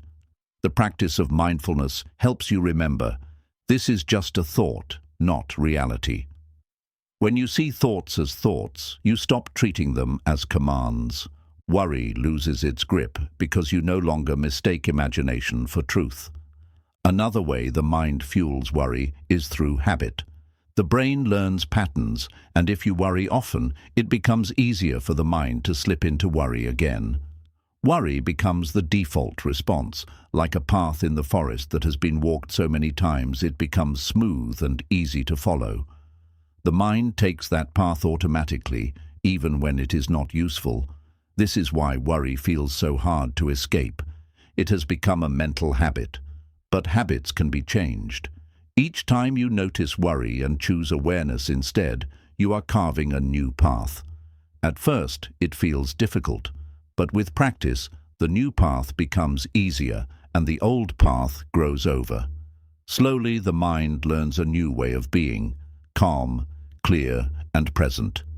The Buddha also taught that craving and aversion, the constant push and pull of the mind, create suffering. Worry arises from this same movement.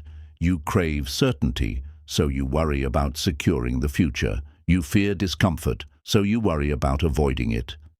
The mind is never satisfied, always reaching, always resisting. But when you see this pattern clearly, you can begin to step out of it. You realize that you do not need to satisfy every craving or eliminate every discomfort to be at peace. Peace is found not in controlling the world, but in calming the mind's endless push and pull. To deepen your understanding, imagine sitting by a river. Thoughts flow past like water. Some are calm, some are turbulent, some are dark, some are light. Worry is like trying to stop the river, grabbing at every current, clinging to every wave.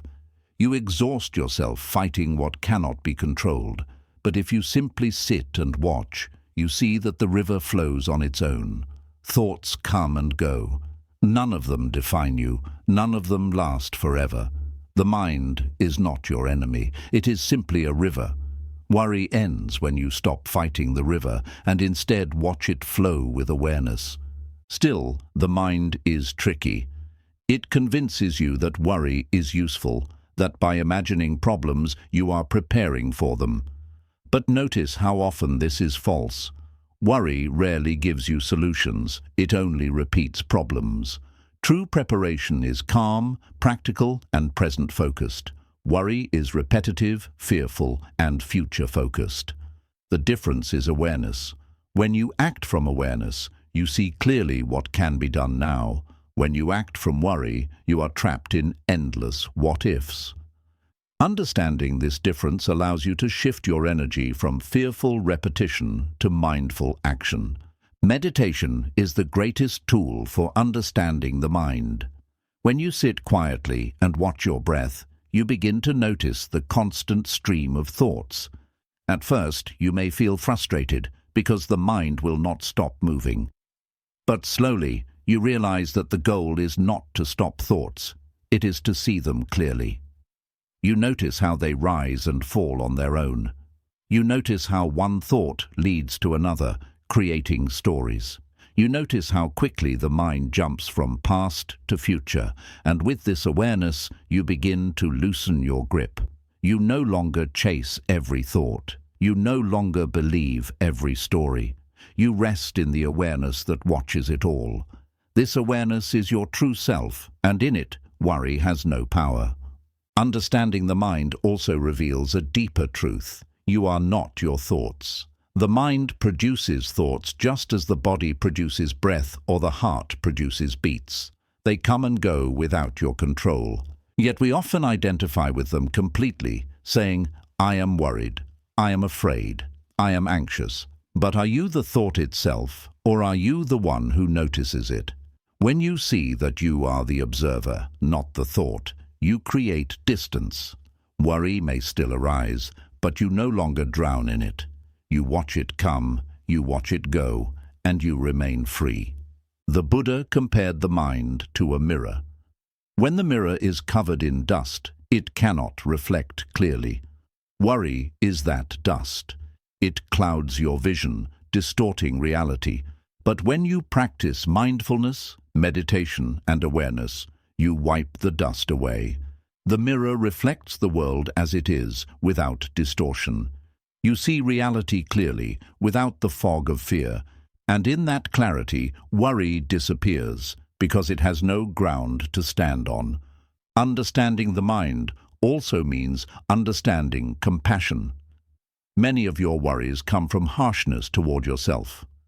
What if I fail? What if I'm not enough? What if others see my weakness? These fears are magnified by self-criticism. But when you bring compassion to the mind, worry softens. You say, "It is okay to be uncertain. It is okay to not know. It is okay to be human." The mind calms when it is met with kindness. Worry thrives on fear, but it cannot survive compassion. Finally, to understand the mind is to understand emptiness. The Buddha taught that all phenomena, including thoughts, are empty of fixed essence.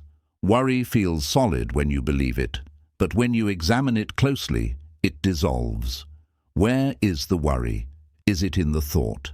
The thought passes. Is it in the feeling? The feeling changes. Is it in the future you imagine? The future does not exist yet. Worry has no solid foundation. It is only a construction of the mind. When you see its emptiness, you stop being controlled by it. So the path is clear. If you want to end worry, study the mind. Watch how it creates stories. Notice how it clings and resists. See how it repeats old habits. And then, with awareness, step back. You are not the stories. You are not the habits. You are not the illusions. You are the awareness that notices them all. When you rest in that awareness, worry loses its power because the nature of the mind has been revealed. When you truly understand the mind, you no longer fear its movements. Thoughts may arise, but you see them as clouds. Emotions may surge, but you see them as waves. Worry may whisper, but you hear it as an echo. You remain steady because you know the truth. The mind is not your master. It is a tool, and awareness is the one who holds it. This realization is the ultimate freedom from worry. 14. Worry disappears. When you see life as a teacher, not a threat. At the heart of worry lies a mistaken view of life. Most people see life as something that must be controlled, conquered, or defended against. They see each challenge as an enemy, each change as a danger, and each unknown as a threat. This perspective naturally breeds worry, because if life is full of threats, then the mind must stay on guard at all times. Yet Buddhism offers a radical shift in perception. Life is not your enemy. Life is your teacher. Every experience, whether pleasant or painful, is an opportunity for awakening. When you begin to see life in this way, worry starts to fade. Because instead of asking, "How can I avoid this?" you begin to ask, "What can I learn from this?" And that single shift transforms fear into curiosity, anxiety into openness, and worry into wisdom. The mind that worries believes it must protect you from pain. It whispers, "If I can imagine every bad outcome, if I can prepare for every danger, then you will be safe." But the truth is, no amount of worry can protect you from the natural flow of life. Pain will still come, loss will still happen, and uncertainty will always exist. Worry cannot stop these things. It only makes you suffer twice, once in imagination and again in reality. But when you see life as a teacher, you stop fearing these moments as enemies. Instead, you accept them as lessons that help you grow. You realize that pain is not punishment, loss is not failure, and uncertainty is not chaos. They are all part of the curriculum of life. Think of the challenges you have faced in your past. How many of them felt unbearable in the moment? How many of them filled your heart with worry and fear? Yet now, when you look back, you can often see how those very challenges shaped you, taught you, and even strengthened you. The disappointment that once broke your heart taught you resilience. The failure that once embarrassed you taught you humility. The loss that once left you empty taught you compassion. Life has always been teaching you, even in its hardest moments. Worry blinds you to this truth because it makes you see challenges only as dangers. But when you change your perspective, you realize that every experience is a doorway to wisdom. The Buddha himself experienced countless difficulties on his path to enlightenment. He faced hunger, ridicule, doubt, and temptation. Yet he did not see these as enemies. He saw them as necessary teachers that revealed the truth of suffering and the path to liberation. In the same way, when you embrace life as a teacher, you begin to see that worry is unnecessary. You no longer need to fear every change or resist every challenge, because you understand that they carry hidden gifts of growth. Let us use an analogy. Imagine a student sitting in class. The teacher asks a difficult question. The student feels nervous, worried that they may not know the answer. If the student sees the teacher as an enemy, they will shrink back, hide, and suffer in silence. But if they see the teacher as a guide, they approach the question with curiosity. They may stumble, they may be corrected, but they will learn. Life is that teacher. Worry makes you treat every question as a threat. Wisdom helps you see each one as an opportunity to grow. One of the reasons worry is so exhausting is that it resists reality. It says, "This should not be happening." But when you see life as a teacher, you replace resistance with acceptance. Instead of saying, "Why me?" you begin to say, "What is this moment teaching me?" This small change in attitude creates a massive change in experience. Suddenly, instead of being crushed by challenges, you are empowered by them. Instead of drowning in fear, you rise with courage. This perspective also changes the way you deal with uncertainty. Normally, uncertainty fuels worry because the mind sees it as dangerous. Not knowing feels threatening, so the mind creates endless what-ifs to try to cover every possibility. But if you see life as a teacher, uncertainty becomes exciting. It is an open space where new lessons can arise. It is a chance for growth, discovery, and transformation. You no longer need to fill every unknown with fear. You can leave space for wonder. Consider how a child approaches the world. They do not see every new experience as a threat. They see it as a chance to learn. They touch, taste, explore, and ask questions. They do not yet carry the heavy burden of worry because they see life through the eyes of curiosity. Buddhism invites you to return to this childlike openness, not naive but free, not careless but trusting. When you meet life with curiosity instead of fear, worry has no soil in which to grow. Worry also collapses when you see mistakes as lessons rather than failures. Much of our worry comes from fear of making mistakes, fear of saying the wrong thing, choosing the wrong path, or failing in front of others. But what if mistakes are simply part of learning? Imagine learning to walk as a child. Every fall was not failure, it was practice. Every stumble was not disaster, it was progress. The same is true for every stage of life. You will stumble, you will fall, but each step teaches you something. Worry tells you that mistakes are to be feared. Wisdom tells you that mistakes are simply lessons in disguise. Another way to see life as a teacher is to observe how suffering deepens compassion. When you suffer, you begin to understand the suffering of others. When you worry, you can use that worry as a reminder of how many people live with the same fears. Instead of letting it consume you, you can transform it into empathy. This shift not only eases your own burden, but allows you to connect more deeply with others. You realize that you are not alone in your struggles. Life is teaching all of us together. Practical ways to cultivate this mindset include daily reflection. At the end of each day, instead of reviewing your worries, review your lessons.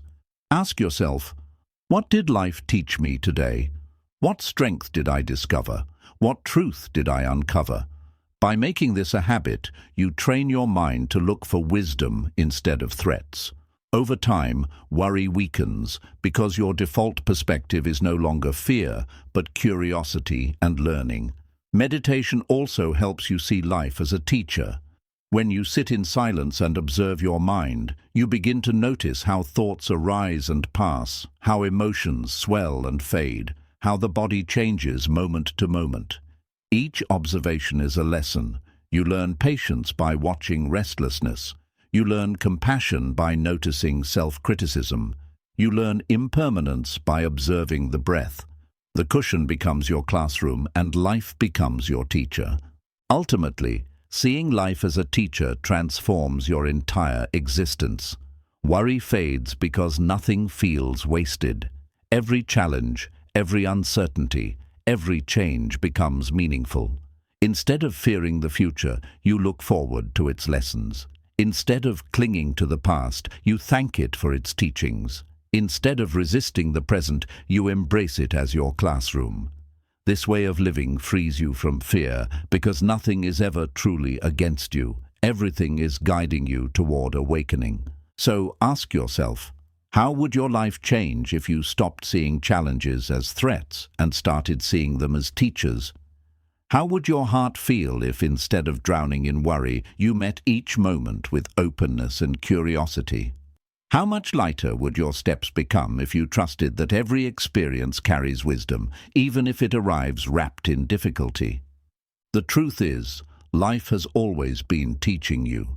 Every joy, every sorrow, every success, every failure, they have all shaped you, guided you, and awakened you. Worry was never necessary because the lessons come whether you resist them or not. The choice is yours. Will you suffer through them as threats, or will you grow through them as teachings? When you choose the latter, you step into freedom. And so the teaching becomes clear. Worry disappears when you see life not as a battlefield, but as a classroom, not as a punishment, but as a lesson, not as a threat, but as a teacher. When you live this way, you no longer carry the heavy burden of constant fear. You walk with lightness, with openness, and with trust. Because you know that whatever comes, joy or sorrow, gain or loss, it is not here to destroy you. It is here to awaken you. 15. Worry dissolves. When you discover the strength of surrender. If we look deeply into the nature of worry, we see that it is born from resistance. Worry is the mind's way of saying, I refuse to accept uncertainty. I refuse to accept loss. I refuse to accept anything outside my control. The restless thoughts circle again and again, fueled by the desperate attempt to bend life to our will. But Buddhism teaches us that the path to peace lies not in resistance, but in surrender. Surrender does not mean giving up, nor does it mean becoming passive or careless.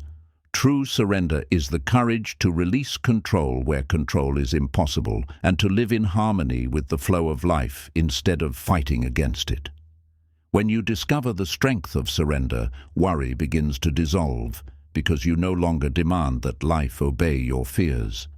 The mind that worries believes it must manage every detail of existence. It says, I must make sure my loved ones never leave me. I must make sure I never fail. I must make sure the future unfolds exactly as I want. But notice, are these demands realistic? Can anyone truly guarantee that nothing will ever change? Can anyone hold back loss or stop the river of time from flowing? Of course not. Yet the mind continues to resist reality, and that resistance becomes suffering. Surrender is the recognition that life is too vast, too mysterious, and too interconnected to ever be controlled by a single person. When you surrender, you stop fighting the river. You learn to float, and in floating, you find peace. Surrender is often misunderstood as weakness. Many people fear that if they surrender, they will lose their power, their purpose, or their dignity. But in truth, surrender is one of the deepest forms of strength. It takes great courage to release the illusion of control. It takes wisdom to admit that you cannot manage the entire universe. It takes trust to let life unfold as it will. Weakness is clinging to illusions. Strength is letting them go. Worry clings. Surrender releases. And in releasing, you become free. Think of the way a tree stands in a storm. If it is too rigid, it will snap under the pressure of the wind. But if it bends, it survives.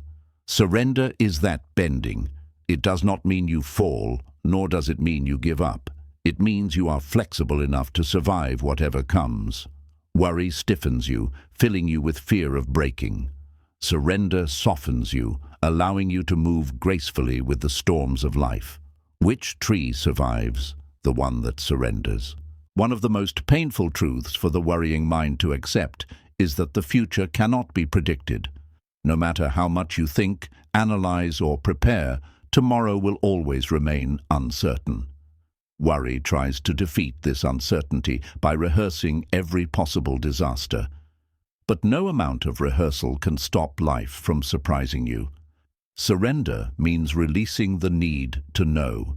It means accepting that the unknown is not your enemy. It is simply life, unshaped and unfolding.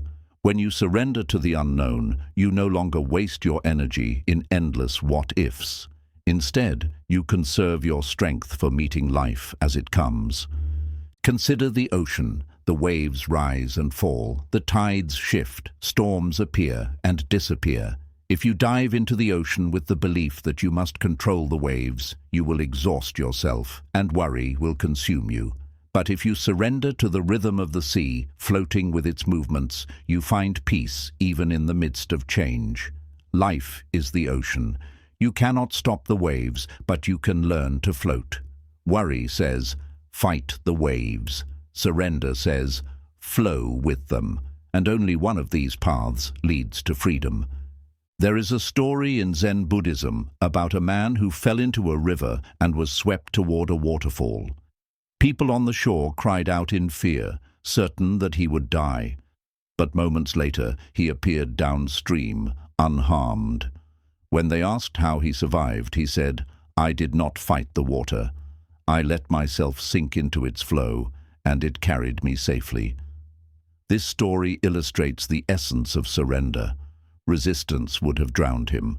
Worry would have paralyzed him. But surrender allowed him to survive. The practice of surrender begins with awareness. The next time worry arises, pause and ask yourself, am I trying to control something that is beyond my reach? Often the answer will be yes. You may be worrying about the choices of others, about the passage of time, about the unfolding of events far outside your influence. When you recognize this, you can practice releasing it. You can remind yourself, this is not mine to control. I surrender it to life. With this, the burden lightens. You free yourself from carrying the weight of the entire universe on your shoulders. But surrender does not mean passivity. It does not mean you do nothing in the face of challenges. It means you act wisely on what is within your control and release what is not. The farmer surrenders to the weather, but still plants his seeds. The sailor surrenders to the wind, but still steers his ship. The monk surrenders to impermanence, but still lives each day with mindfulness and care. Surrender is not the absence of action. It is the presence of peace within action. It is the balance between effort and acceptance. To cultivate surrender, it helps to practice letting go in small ways. Notice how tightly you hold on to little things, a schedule that changes, a plan that falls through, a small mistake that lingers in your mind. Each of these is a chance to practice release. Instead of clinging, breathe and let it be. Over time, these small acts of surrender prepare you for the larger challenges of life. You learn that you do not need to control everything to live peacefully. Gratitude also deepens surrender. When you focus on what is present instead of what might go wrong, you naturally soften your grip on the future. You realize that life has already given you much, and that worrying about tomorrow only blinds you to today's gifts. Gratitude shifts your energy from fear to trust, and trust is the foundation of surrender. Worry thrives on the illusion that you must hold on, but surrender reveals that letting go is safer than clinging. Imagine hanging from a rope tied to a burning branch. Your fear tells you to hold tighter, even as the flames draw closer. But true safety lies in letting go and falling into the river below. Worry keeps you clinging to the burning branch. Surrender drops you into the freedom of the river. In Buddhism, surrender is closely tied to the understanding of impermanence. Everything you fear losing will one day be gone. Your possessions, your relationships, even your body. This truth may sound heavy, but it is actually liberating. When you surrender to impermanence, you stop trying to cling to what cannot be kept. You stop worrying about preventing loss, because you accept that change is the nature of existence. Instead of fearing it, you flow with it. Surrender also reveals the interconnectedness of life. When you release the illusion of control, you begin to see how many forces support you. The sun rises each day without your effort. The earth turns without your command. Your heart beats, your lungs breathe, your body heals, all without your control. Life is carrying you in ways you cannot see. Worry makes you feel isolated, as if everything depends on you alone. Surrender shows you that you are supported by the entire universe. You are not separate from the flow, you are part of it. In the deepest sense, surrender is love. It is saying yes to life, even when it does not match your expectations. It is trusting that every experience, even the painful ones, is part of your awakening. It is releasing fear and embracing faith, not blind faith, but faith born from wisdom, from seeing that worry has never protected you, but surrender has always freed you. So ask yourself, what would your life feel like if you surrendered more often? If, instead of fighting every change, you flowed with it? If, instead of clinging to certainty, you embraced uncertainty with trust? How much lighter would your heart feel if you stopped carrying the illusion of control? How much peace would enter your life if you let go, not in despair, but in strength? The answer is clear. Worry dissolves in surrender. The storms of life may still come, but you will no longer fight them in fear. You will bend like the tree, float like the man in the river, and flow like the ocean itself. You will act where you can, release where you cannot, and live each moment with grace. This is the strength of surrender. This is the path beyond worry. 16. Worry vanishes. When you realize that nothing in life truly belongs to you, at the root of worry lies attachment. We cling to people, possessions, identities, plans, and dreams, and then we spend our days and nights worrying about losing them. We say, "This is mine. This must stay with me. If it goes, I will not survive." And so, the mind creates endless stories. What if I lose my job? What if my loved ones leave me? What if my body fails me? What if I am forgotten? But Buddhism reveals a liberating truth. Nothing in life truly belongs to you. Everything is borrowed. Everything is passing through. And when you begin to live with this understanding, Worry loses its chains because you no longer cling to what was never truly yours to begin with. This truth is not meant to make you cold or detached. It is not meant to strip life of meaning. In fact, it does the opposite. When you accept that nothing belongs to you permanently, you learn to love more deeply, to cherish more fully, and to live more freely. You stop clinging in fear and start embracing in gratitude. You see each person, each moment, each breath as a gift, not a possession. And in that shift, worry fades because you no longer live in constant fear of losing what you thought was yours. Think of the way you hold sand in your hand. If you grip it tightly, trying to keep every grain, it slips out between your fingers. The tighter you hold, the more you lose. But if you hold it gently, the sand rests in your palm for as long as it is meant to. Life works in the same way. Worry makes you grip too tightly, desperate to hold what cannot be held. Wisdom teaches you to hold gently, with love but without clinging. And in this gentleness, you discover freedom. The Buddha taught that clinging is the root of suffering. Worry is one of the clearest expressions of clinging. You cling to health, so you worry about sickness. You cling to wealth, so you worry about loss. You cling to relationships, so you worry about separation. You cling to identity, so you worry about failure or rejection. Each attachment becomes a chain around your mind, binding you to fear. But when you loosen these chains, you discover a lightness you never knew was possible. Consider your body. From childhood to adulthood to old age, your body has changed countless times. Cells die and are replaced. Your face, your hands, your very form has transformed. Can you say this body is truly yours when it changes without your command? It is a gift of nature, borrowed for a time, and one day it will return to the earth. Worrying about controlling it forever is like worrying about holding back the tide. Freedom comes when you care for your body with love, but accept its impermanence with peace. Consider your relationships. The people you love are not your possessions.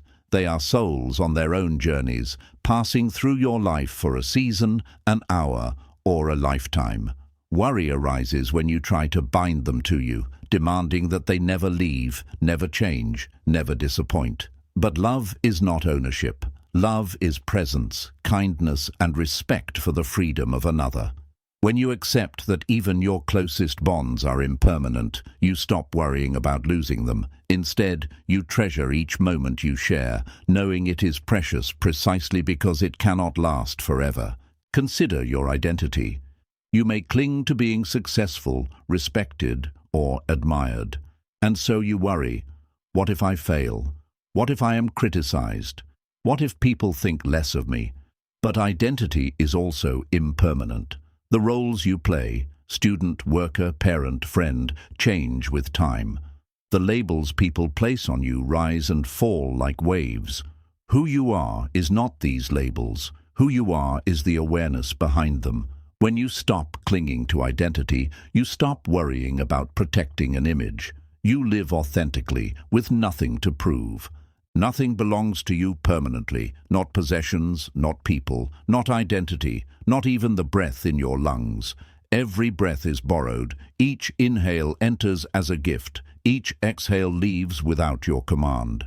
One day, there will be a final exhale, and this too will return to silence. To live in constant worry about this reality is to miss the beauty of the gift.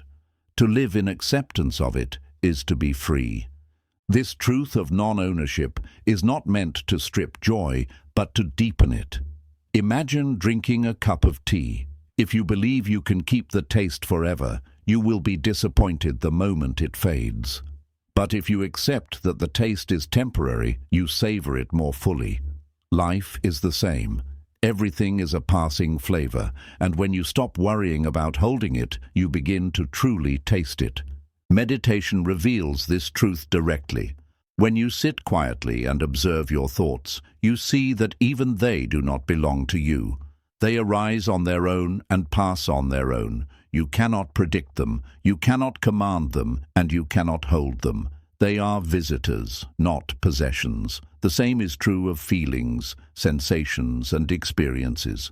They come, they stay for a while, and they leave. Nothing stays, nothing belongs, yet awareness remains. You are not the possessions. You are the space in which they come and go. When you live with this awareness, worry fades because you stop confusing yourself with what you cannot keep. You no longer say, "This is mine, it must stay," but instead say, "This is here, I will cherish it." You no longer live in fear of losing because you understand that nothing is ever lost. Everything simply changes form. There is a story of a monk who carried a clay cup.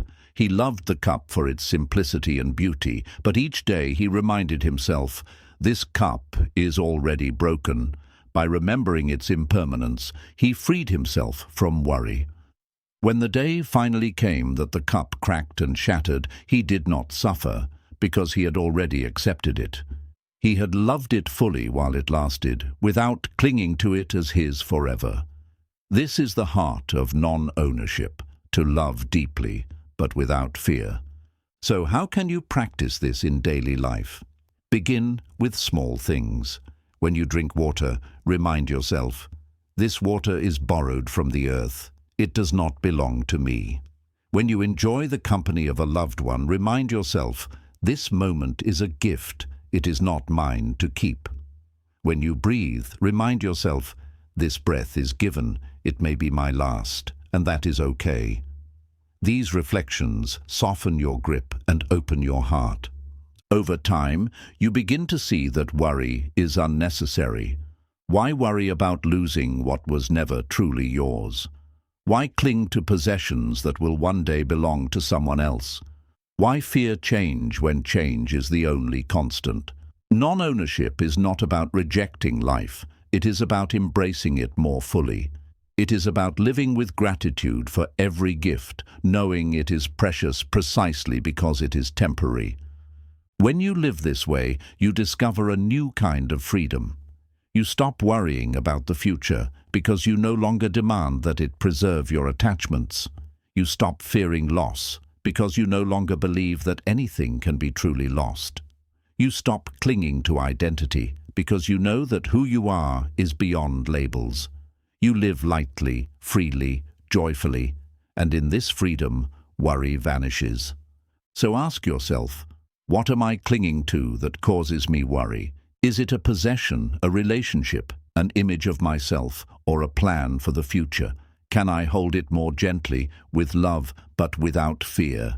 Can I see it as a gift instead of a possession, a visitor instead of an anchor? When you begin to live with these questions, you begin to live without chains. The truth is simple but profound. Nothing in life truly belongs to you, and that is not a cause for despair. It is the doorway to liberation. Because when you stop clinging, you stop worrying. When you stop worrying, you start living. You start loving more deeply, savoring more fully, and walking more freely. This is the gift of non-ownership. This is the freedom the Buddha pointed to. 17. Worry ceases. When you learn to trust the wisdom of impermanence, one of the most misunderstood truths of existence is impermanence. The human heart craves stability. The mind longs for permanence. We want our health to last, our relationships to never change, our successes to stay forever, and our possessions to remain secure. But life does not obey these desires. Life is movement. Seasons change, bodies age, relationships evolve, fortunes rise and fall, and even mountains crumble over time. Nothing in this world is fixed. At first, this reality frightens us. We resist it, deny it, and fight against it. And from this resistance, worry is born. We worry about losing what we have, and we worry about not getting what we want. But Buddhism reveals a liberating truth. Impermanence is not our enemy. It is our greatest teacher, and when we trust its wisdom, worry dissolves. Think of a flower blooming in the spring. Its beauty takes your breath away, yet you know it will not last. The petals will fall, the stem will wither, and eventually it will return to the earth. If you cling desperately, trying to make the flower eternal, you will only suffer. But if you accept its impermanence, you cherish it more deeply while it lasts. You stop worrying about how long it will stay, and instead you enjoy the miracle of its presence. This is the wisdom of impermanence. It teaches you to love without clinging, to live without fear, and to appreciate without worry. Much of our anxiety comes from treating impermanence as a threat. We say, what if my health fails? What if my loved ones leave me? What if my achievements fade? Yet impermanence is not a possibility. It is a certainty. Everything changes. Everything passes. Worry does not prevent this. It only robs you of peace while you wait. But when you trust impermanence, you begin to see that change itself carries wisdom. It clears the old to make space for the new. It transforms endings into beginnings. It teaches you that loss is not the end of life, but part of its rhythm. Consider your own life. You have already lived through countless changes. The child you once were is gone. The teenager you once were has vanished. The person you were 10 years ago no longer exists. Each version of you passed away to make room for the next. And yet, here you are. Impermanence has not destroyed you. It has shaped you. It has carried you through growth, through transformation, through becoming. Every stage of your life was both an ending and a beginning. When you look back, you see that impermanence has always been your companion, not your enemy. The Buddha taught that clinging to permanence is like trying to grasp smoke. The tighter you hold, the more it slips away, and the more you suffer. Worry is exactly this grasping. It says, I must hold on to this forever. But forever does not exist in the realm of form. Only change exists. To find peace, you must stop resisting change and start trusting it. Trusting impermanence means understanding that the waves of life will rise and fall, but the ocean remains. The forms will shift, but the flow continues. You are part of that flow, and it will always carry you forward. This trust in impermanence is not blind faith. It is wisdom born from observation. Look at the world around you. The sun rises and sets, seasons turn, rivers flow, and stars are born and die. Nothing remains the same. Yet in this constant change, there is harmony. The tree loses its leaves in autumn, and in spring it blossoms again. The river changes shape, yet it always finds its way to the sea. Impermanence is not chaos, it is order. It is the rhythm of life. When you worry, you resist this rhythm, as if demanding that the river stop flowing. When you trust impermanence, you flow with it, knowing it carries you exactly where you need to go. How does this trust dissolve worry in practical life? Imagine you are facing the fear of illness. The mind says, what if my body fails? What if I cannot endure the suffering? But impermanence reminds you that even illness changes. Pain rises and falls. Healing is possible. And even if health declines, impermanence ensures that no suffering is eternal. Every moment is new, every breath is fresh, and each stage of life transforms into the next. Worry adds weight to illness, but trust in impermanence lightens it because you know change is constant. Or imagine the fear of loss in relationships. You worry about separation, about being left behind, about death itself. But impermanence reminds you, you cannot own another person. They are a traveler on their own journey. Their presence with you is a gift, not a guarantee. Trusting impermanence does not mean you stop loving. It means you love more fully because you know the time you share is precious. You stop worrying about the day it may end, and instead you cherish the day it is here. Love becomes deeper, not because it is permanent, but because it is fragile. Even with failure and success, impermanence brings freedom. You worry about holding on to success, fearing it will slip away. You worry about failure, fearing it will last forever. But impermanence reminds you that neither success nor failure is final. Both are temporary, both will pass, and neither defines your essence. Worry fades when you realize that change itself ensures renewal. The night always gives way to dawn. Meditation is a powerful way to experience impermanence directly. Sit quietly and observe your breath. Notice how each inhale rises and falls, how each exhale passes away to make room for the next. No breath can be held forever, yet you do not panic when you exhale. You trust that the next inhale will come. This is the wisdom of impermanence in action. Life is a series of breaths, moments, and experiences, each arising and fading.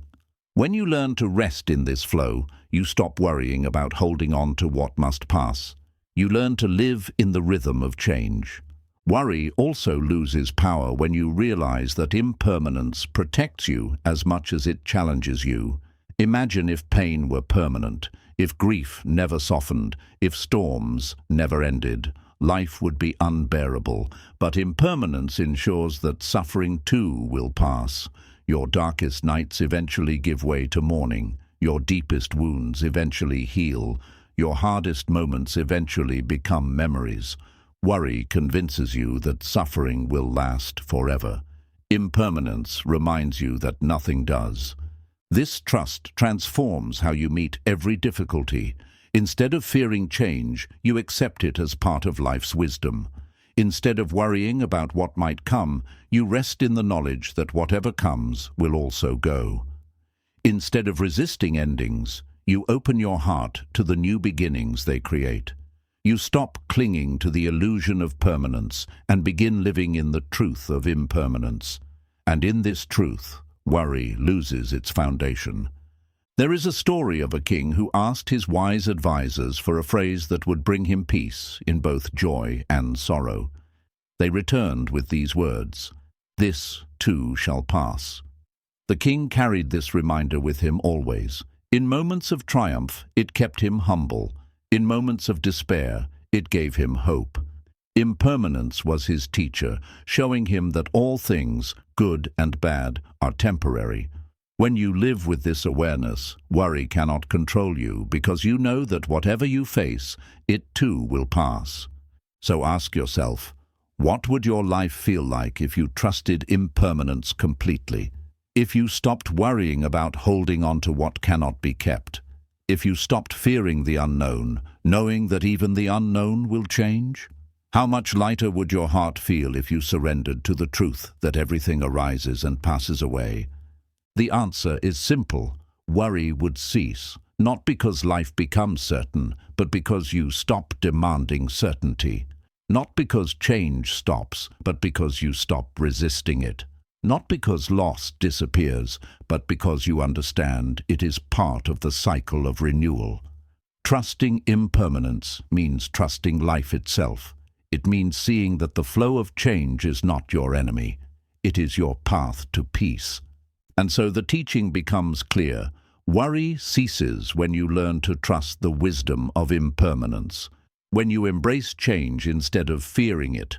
When you love fully without clinging. When you see each moment as precious because it will not last. You step into freedom. The storms may come, but you no longer resist them. The flowers may fade, but you cherish them more deeply. The days may end, but you live them more fully. This is the gift of impermanence. This is the end of worry. 18. Worry fades. When you stop living in illusions and see reality as it truly is. Worry thrives on illusion. It feeds on stories the mind creates about what might happen, what should happen, or what must never happen. These stories feel real, but they are not reality. They are shadows cast by thought, projections built from fear and expectations shaped by desire. The Buddha taught that suffering comes not from reality itself, but from our illusions about it. We suffer not because life is unbearable, but because we mistake our thoughts about life for life itself. When you learn to pierce through these illusions and see reality clearly, worry begins to fade, because you no longer live inside the mind's imaginary prisons. You live in truth. Think of a rope lying on the ground in the twilight. From a distance, you mistake it for a snake. Your heart races, your palms sweat, and your body is filled with fear. But when you look closer and see that it is only a rope, the fear vanishes instantly. The rope has not changed. You have simply seen it for what it is. This is how worry works. The mind mistakes ropes for snakes. It projects danger where there is none, and you suffer as if it were real. Awareness is the light that reveals the truth. When you shine that light on your fears, you see that most of them are ropes, not snakes. The first illusion that fuels worry is the illusion of certainty. The mind insists, I must know the future. I must be certain before I can be at peace. But the future does not exist yet. It cannot be known. It is only a collection of possibilities. Demanding certainty in an uncertain world is like demanding that the sea stop moving. The sea moves because it is alive, and life unfolds in the same way. Worry arises because you cling to an illusion that certainty is possible. Freedom arises when you accept reality. Uncertainty is the nature of existence. You cannot know tomorrow, but you can live this moment fully. The second illusion is the illusion of control. The mind tells you, if I think hard enough, if I plan carefully enough, if I worry enough, I can control everything. But how much of life is truly within your control? Can you control the weather, the choices of others, or the passage of time? Can you control the thoughts that arise in your own mind? Even that, not fully. Yet the mind clings to this illusion, and from it, worry grows. When you release the illusion of control, you stop exhausting yourself with impossible demands. You begin to act wisely on what you can influence and surrender the rest. And in this balance, worry dissolves. The third illusion is the illusion of permanence. You worry about losing health, wealth, relationships, or identity because you believe they should last forever. But nothing in this world is permanent. Everything changes. Worry arises when you demand that the impermanent be permanent. But when you see reality clearly, that change is the nature of life. You stop clinging. You stop worrying about keeping what cannot be kept. Instead, you cherish it while it lasts, knowing that its impermanence makes it precious. The fourth illusion is the illusion of self. The mind says, this is me. I am my body, my possessions, my reputation, my thoughts. And so you worry endlessly about protecting this fragile identity. But Buddhism teaches the truth of non-self. What you call me is only a collection of changing processes. Body, mind, feelings, perceptions, all arising and passing like waves. There is no fixed self to protect. When you see this truth, worry softens, because you realize that what you fear losing was never solid to begin with. You are not the wave, you are the ocean in which the waves rise and fall. To live in illusions is to live in constant fear. To live in reality is to live in peace. But how can you train yourself to see clearly? The practice begins with mindfulness. Each time a worry arises, instead of believing it immediately, pause and look at it. Ask yourself, is this true, or is this a story my mind has created? Often you will see that it is only a projection. The mind says, if I fail this exam, my life will be ruined. But is that true, or is it a story? Reality is simpler. You will take an exam, you may succeed or fail, and life will continue. The mind says, if this person leaves me, I will never survive. But is that true, or is it a story? Reality is simpler. People come and go, love can be painful. But you continue to live, and new connections form. By questioning your thoughts, you pierce through illusion and return to reality. Meditation deepens this practice. When you sit quietly, watching thoughts rise and fall, you begin to see that thoughts are not reality. They are events in the mind. Some are useful, many are not. Some are true, many are distorted. Thoughts are like clouds in the sky. They pass, but the sky remains. When you learn to rest as the sky instead of chasing every cloud, you stop being enslaved by illusions. Worry fades because you no longer confuse the cloud with the sky. Another powerful practice is to bring your awareness to the senses. Worry lives in the mind's stories. But when you return to what is directly here, the sound of birds, the feeling of breath, the colors of the world, you ground yourself in reality. The mind may say, "Disaster is coming." But look around. Is disaster here, right now? Or is it only in thought? The more you return to the senses, the more you realize that reality is rarely as frightening as your illusions. Understanding illusion also transforms how you meet suffering. Worry convinces you that suffering is permanent and overwhelming. But when you see clearly, you realize that suffering too is a process. It arises, stays for a while, and fades. Even grief, even fear, even pain, all of them change. Worry arises when you mistake suffering for eternity. Clarity arises when you see it as impermanent. There is a Zen saying, "Before enlightenment, chop wood, carry water. After enlightenment, chop wood, carry water." This teaching points to the simplicity of reality. Life is not the endless maze of what if that the mind creates. Life is this step, this breath, this action. Chop wood, carry water, eat when hungry, sleep when tired. The illusions complicate life. Reality is simple. When you live in this simplicity, worry has no soil in which to grow. Imagine two people facing the same rainstorm. One sees the storm and says, "This is terrible. What if it floods? What if everything is ruined?" They suffer not only from the rain, but from their story about it. The other sees the storm and says, "It is raining." They take shelter, they adapt, and they move on. The difference is not in the rain. The difference is in the illusion. Worry magnifies, clarity accepts. So ask yourself, what illusions are feeding my worry? Do I demand certainty in an uncertain world? Do I cling to the illusion of control? Do I expect permanence where everything changes? Do I identify too strongly with a fragile sense of self? Each illusion adds weight to your mind. But when you see them for what they are, you stop carrying them. You stop living in shadows and step into the light of truth. This does not mean life becomes free of challenges. Reality still includes pain, loss, and change. But reality is never as unbearable as illusion makes it. Worry turns a small challenge into a mountain. Clarity sees the mountain for what it is and begins to climb. Worry convinces you that the snake is real. Clarity shows you it is a rope. The Buddha's path is often called awakening. To awaken is to wake up from illusions. Just as you awaken from dreams and see that they were not real, you awaken from the illusions of worry and see that they are not reality.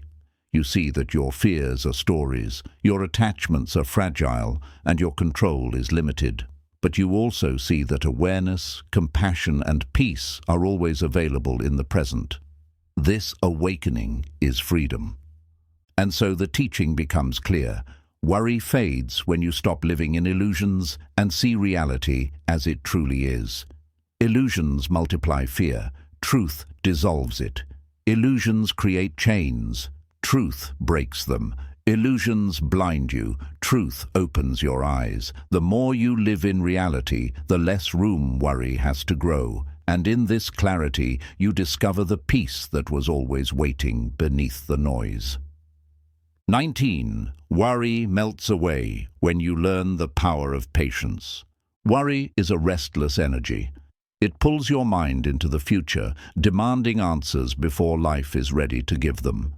It makes you believe that if you can think fast enough, plan far enough, or predict accurately enough, you can outpace uncertainty. But worry is impatient. It does not know how to wait, how to breathe, how to trust the unfolding of time. Buddhism teaches that one of the greatest medicines for worry is patience. Patience is not laziness or inaction. Patience is strength. It is the calm confidence that allows you to stand firm even when the outcome is not yet clear.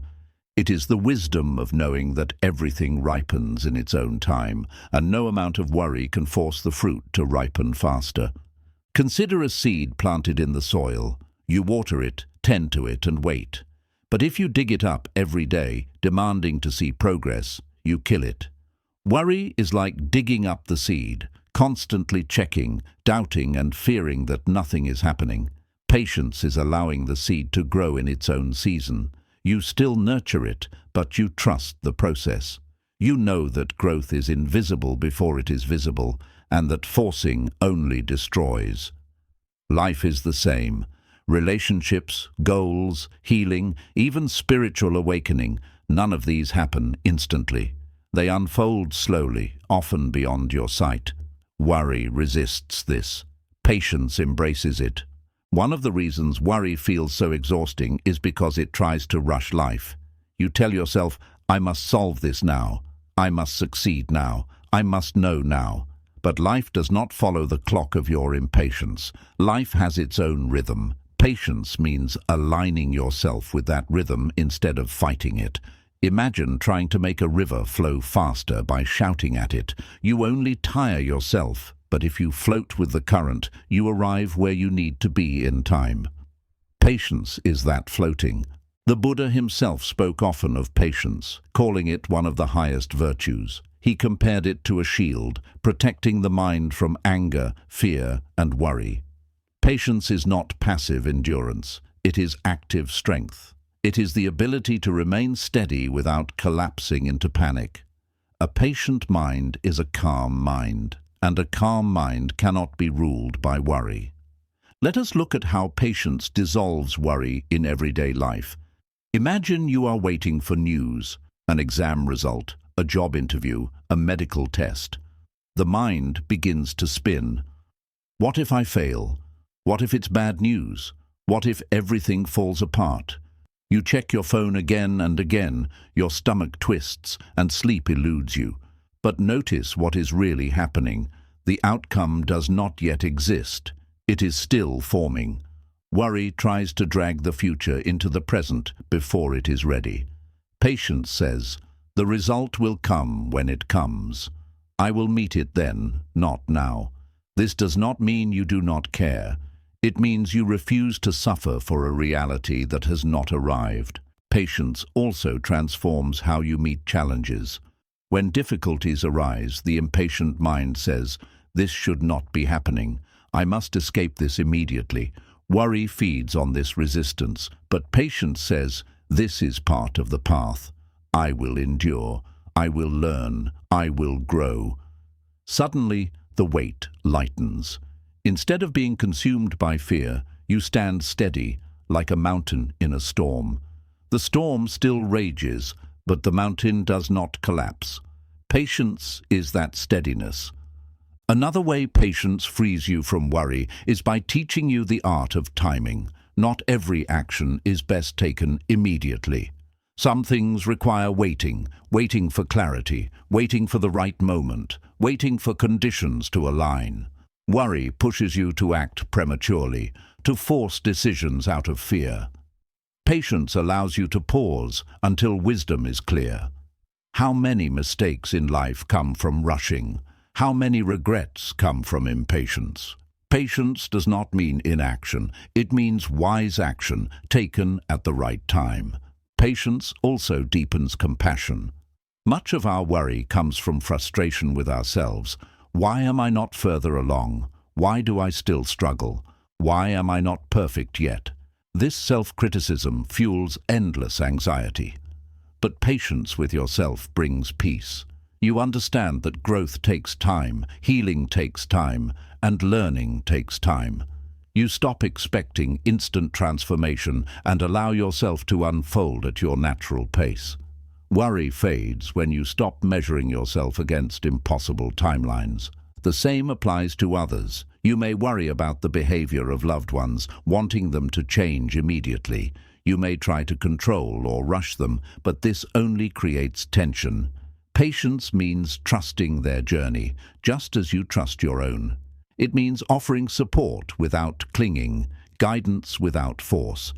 When you live this way, worry about others softens, replaced by compassion and trust. Meditation is one of the greatest teachers of patience. When you sit, the mind resists. Thoughts race, the body fidgets, and you wonder, why am I not peaceful yet? But the practice itself is patience. Each time you return to the breath, each time you watch the mind without judgment, you are training yourself to wait, to endure, to accept. Over time, you see that peace does not come instantly. It comes gradually, like a dawn, slowly breaking the horizon. This lesson in meditation carries into life. You learn that everything ripens in its season, and that worry only clouds the process. Patience is also trust in impermanence. You understand that no storm lasts forever, no pain endures without end, no challenge is eternal. Worry tells you this will never change. Patience reminds you everything changes. By waiting, you allow change to happen. By rushing, you only suffer more. Patience is the wisdom that life heals itself in time, if you allow it. There is a parable in Buddhism about a farmer who worried constantly about his crops. He feared they would not grow fast enough, so each day he pulled at the shoots, trying to stretch them taller. But instead of growing, they died. The Buddha said, "You cannot hurry growth by pulling. You only destroy it." Worry is the pulling. Patience is the nurturing. When you practice patience, you allow life to unfold without strangling it with fear. Patience also frees you from the endless race of modern life. Everywhere you look, people are rushing, rushing to succeed, rushing to consume, rushing to prove themselves. This rushing creates collective worry, a culture of anxiety. But Buddhism invites you to step out of this race, to slow down, to breathe, to trust that you do not need to arrive anywhere else to be whole. When you walk slowly, eat mindfully, speak gently, and breathe deeply, you cultivate patience in daily life. And with patience comes peace. So how can you begin to practice patience right now? Start with small moments. When you are stuck in traffic, instead of worrying about being late, practice breathing and accepting the moment. When you are waiting in line, instead of scrolling anxiously, practice noticing your surroundings with presence. When you face a challenge, instead of demanding immediate results, remind yourself, this too will pass in its time. Each of these small acts trains your mind to release worry and rest in patience. The ultimate lesson of patience is this: you do not need to have everything now. You do not need to solve everything now. You do not need to know everything now. Life unfolds moment by moment, and each moment carries its own wisdom. Worry comes from demanding that the fruit ripen instantly. Peace comes from trusting that it will ripen when it is ready. So ask yourself, what would it feel like to live with patience, to stop rushing the future, to stop worrying about timelines you cannot control, to trust that everything comes, changes, and goes in its own time? Imagine how much lighter your heart would feel if you released the pressure of urgency. Imagine how much freer your mind would be if you trusted the rhythm of life. The answer is clear. Worry melts away when you embrace patience. The storms may still come, but you will endure them calmly. The uncertainties may still exist, but you will face them with trust.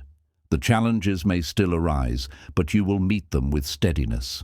Patience is the shield that protects you from worry, the anchor that grounds you in the present, and the wisdom that reminds you everything unfolds in its own time. And so the teaching becomes clear: cultivate patience, and you will cultivate peace.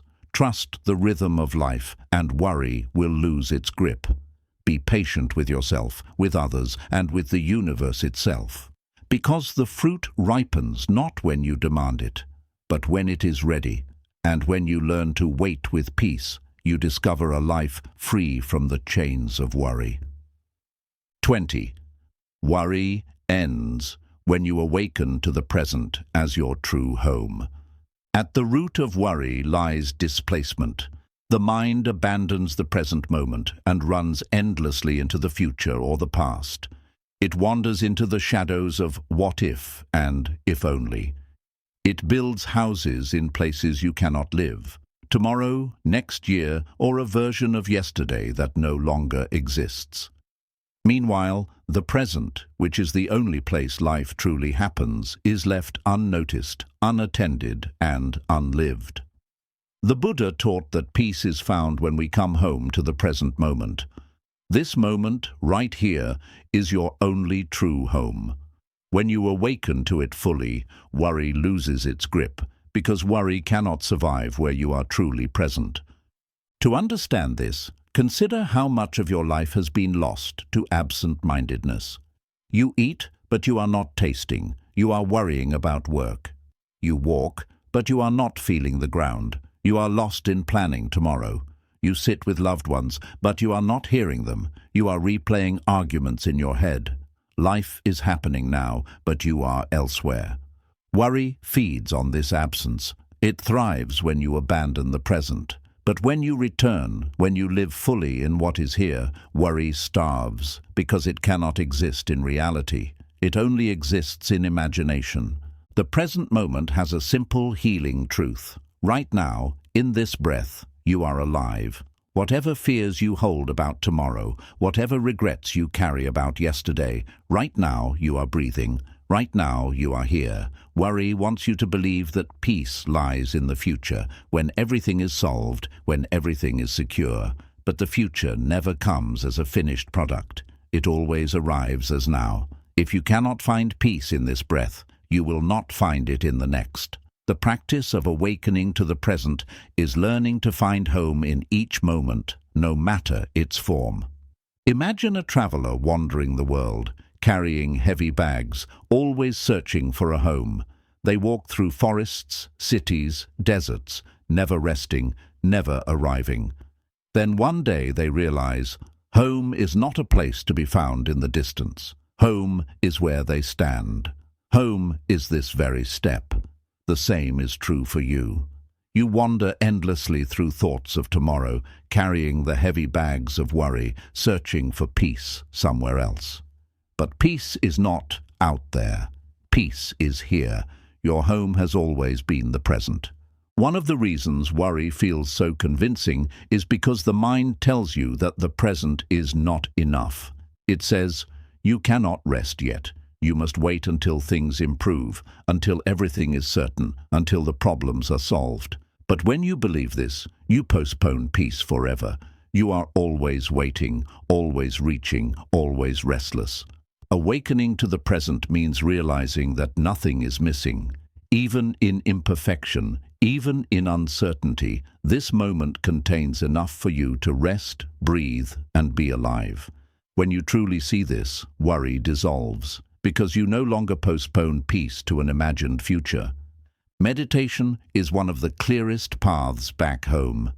When you sit and focus on the breath, the mind resists. It tries to pull you into yesterday's regrets or tomorrow's fears. But each time you return to the breath, you return to the present. You discover that this breath is complete in itself. It does not need fixing. It does not need improvement. It simply is. The more you practice, the more you see that the present moment, like the breath, is always enough. You do not need to escape it. You only need to return to it. The Buddha described mindfulness as the direct path to freedom. Mindfulness means paying attention, fully, openly, without judgment, to what is happening right now. When you walk, you walk. When you eat, you eat. When you listen, you listen. In these simple acts of attention, worry has no room, because worry depends on leaving the moment.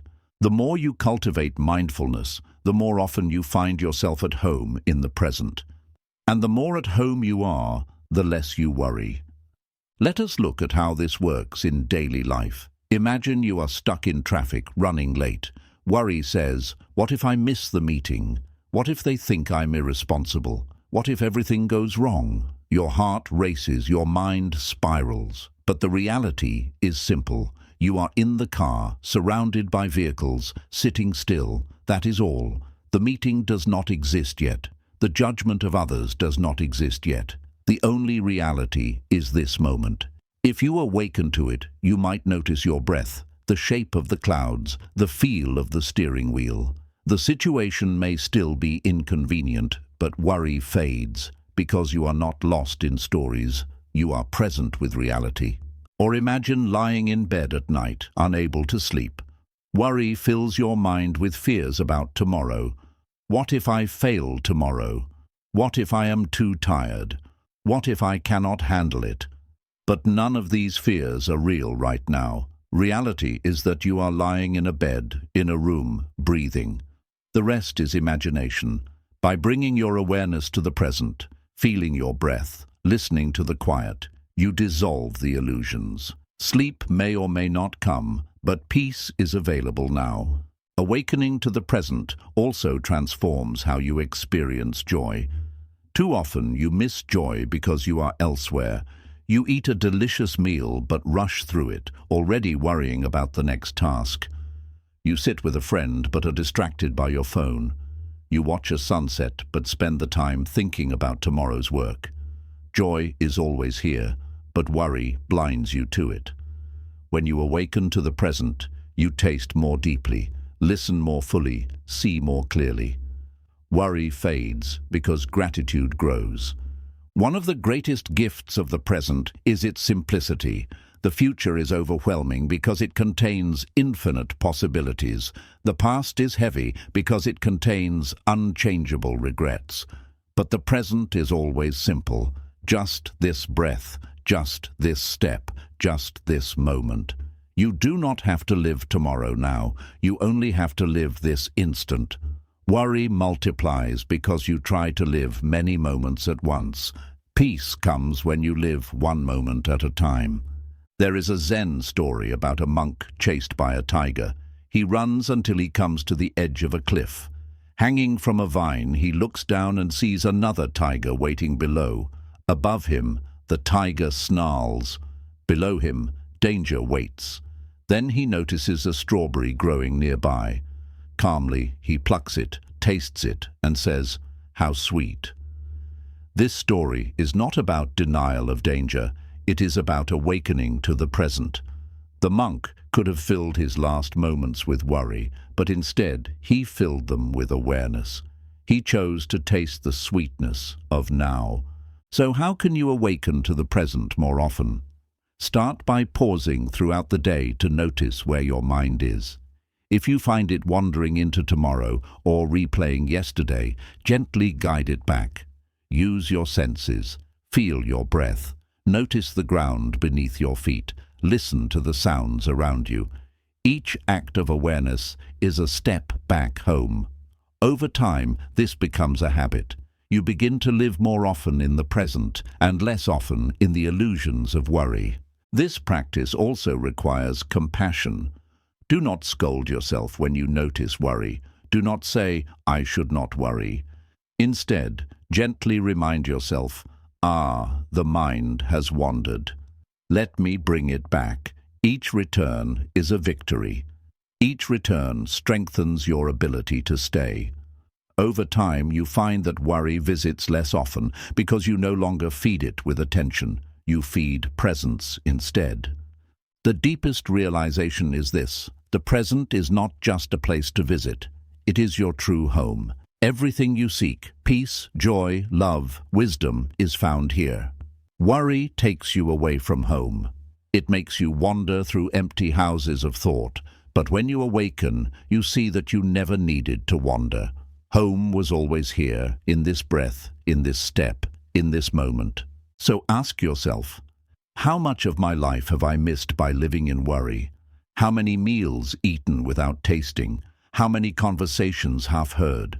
How many sunsets unseen because my mind was elsewhere? And then ask, what would it feel like to truly live here and now? To be at home in each moment, without needing to escape to tomorrow? To walk through life with presence instead of worry? The answer is freedom. When you awaken to the present as your true home, worry ends. Not because life becomes perfect, but because you no longer abandon yourself. You live fully, here and now, where life actually happens. The storms may come, but you will meet them one moment at a time. The future may remain uncertain, but you will walk it step by step. And the past may carry lessons, but it no longer steals your today. This is the teaching. Worry ends not by solving tomorrow, but by coming home to today. The present is enough. The present is complete. The present is your true refuge. When you awaken to it, you discover that peace was never missing. It was only waiting for you to return. From the beginning of this journey, we have explored the nature of worry, what it is, how it forms, and why it holds such power over the human heart. We have seen that worry is not an external enemy. It is not a storm that falls upon us from the outside world. Worry is a creation of the mind, an illusion built from fear, attachment, and resistance. It is the voice that whispers, "What if?" in endless variations. It is the restlessness that refuses to rest, the impatience that demands certainty, the clinging that fears loss, and the illusion that confuses thought with truth. Yet we have also seen that worry is not necessary. It does not protect us. It does not prepare us. It does not prevent what it fears. It only steals our peace, blinds us to joy, and exhausts our spirit. And through each lesson we have traveled together, Buddhism has shown us that freedom from worry is possible, not by controlling life, but by changing how we meet it. You have learned that worry is an illusion of the mind, and illusions lose power when seen clearly. You have learned that worry grows when we cling to permanence, demand control, and resist impermanence. You have learned that the present moment is always complete, that surrender is strength, that patience is power, and that impermanence is wisdom. You have learned that life is not a threat, but a teacher, that illusions create chains while reality sets us free, and that faith in the unseen path is the antidote to fear. Together, these lessons form a single truth. You are not powerless before worry. You are not its prisoner. You are the awareness that sees worry arise and sees it fade. You are not the storm. You are the sky in which the storm passes. The Buddha described this awakening as freedom, freedom from the constant agitation of the mind, freedom from the illusions that create suffering, freedom from the restless need to control what cannot be controlled. This freedom is not found in the future, after all your problems are solved. It is found here and now in your ability to rest in the truth of this moment. Pause and consider, how much of your life has been stolen by worry? How many meals eaten without tasting, conversations had without hearing, days lived without presence? How many nights lost to fears of a tomorrow that never arrived? This is the cost of worry, not only suffering, but lost life. Yet even as you reflect, notice this. The present is still here. It was never lost. It is waiting for you now. You can begin again at any moment. This is the gift of awareness. Each time worry arises, you do not need to follow it. You can pause, breathe, and return. You can remember, this is only a thought, not reality. This is only fear, not truth. This is only a wave, not the ocean. Each return strengthens your freedom. Each return dissolves worry a little more, and with time, you discover that you do not live at the mercy of worry anymore. You live anchored in presence, guided by wisdom and carried by trust. The path you have walked through these lessons is not a theory. It is a practice. It is something to be lived each day, in small acts of mindfulness, in moments of patience, in choices of surrender, in breaths of gratitude. It is not about eliminating all challenges. Life will still bring change, loss, uncertainty, and pain, but you will no longer meet them with worry. You will meet them with steadiness, openness, and courage. You will no longer waste your energy fearing what has not arrived. You will use your energy to live what is here. Remember the image of the leaf on the stream. You are not separate from life. You are not outside of its flow. You are the flow itself. Worry made you forget this truth, convincing you that you must fight, resist, and control. But awakening reveals that you were never separate, never unsupported, never alone. The river has always carried you. Even in your darkest moments, even in your deepest fears, it has carried you here, to this moment of awakening, this realization of freedom. And so the conclusion is clear. You do not need to be a slave to worry anymore. You have seen its illusions. You have tasted the peace of presence. You have touched the strength of surrender. You have discovered the wisdom of impermanence. You have learned that life is a teacher, not a threat, and that faith is stronger than fear. The storms of life may still come, but you will no longer be dragged by them. You will stand like a mountain, bend like a tree, and flow like a river. Worry may still whisper, but you will hear it as an echo, not a command. You will live not in fear of tomorrow, but in the fullness of today. You will not waste your life in illusions, but awaken to reality as it is. This is the freedom beyond worry. This is the peace the Buddha pointed to. It is not somewhere far away. It is here, in this breath, in this step, in this moment. All you must do is return again and again until the present becomes your true home. And when you live in this way, you will discover something extraordinary. Worry was never stronger than you. It only seemed strong because you forgot who you were. You are not the restless mind. You are not the fearful stories. You are the awareness that sees them all, the sky vast enough to hold every storm. And in that vastness, peace is always waiting, patient, steady, and free.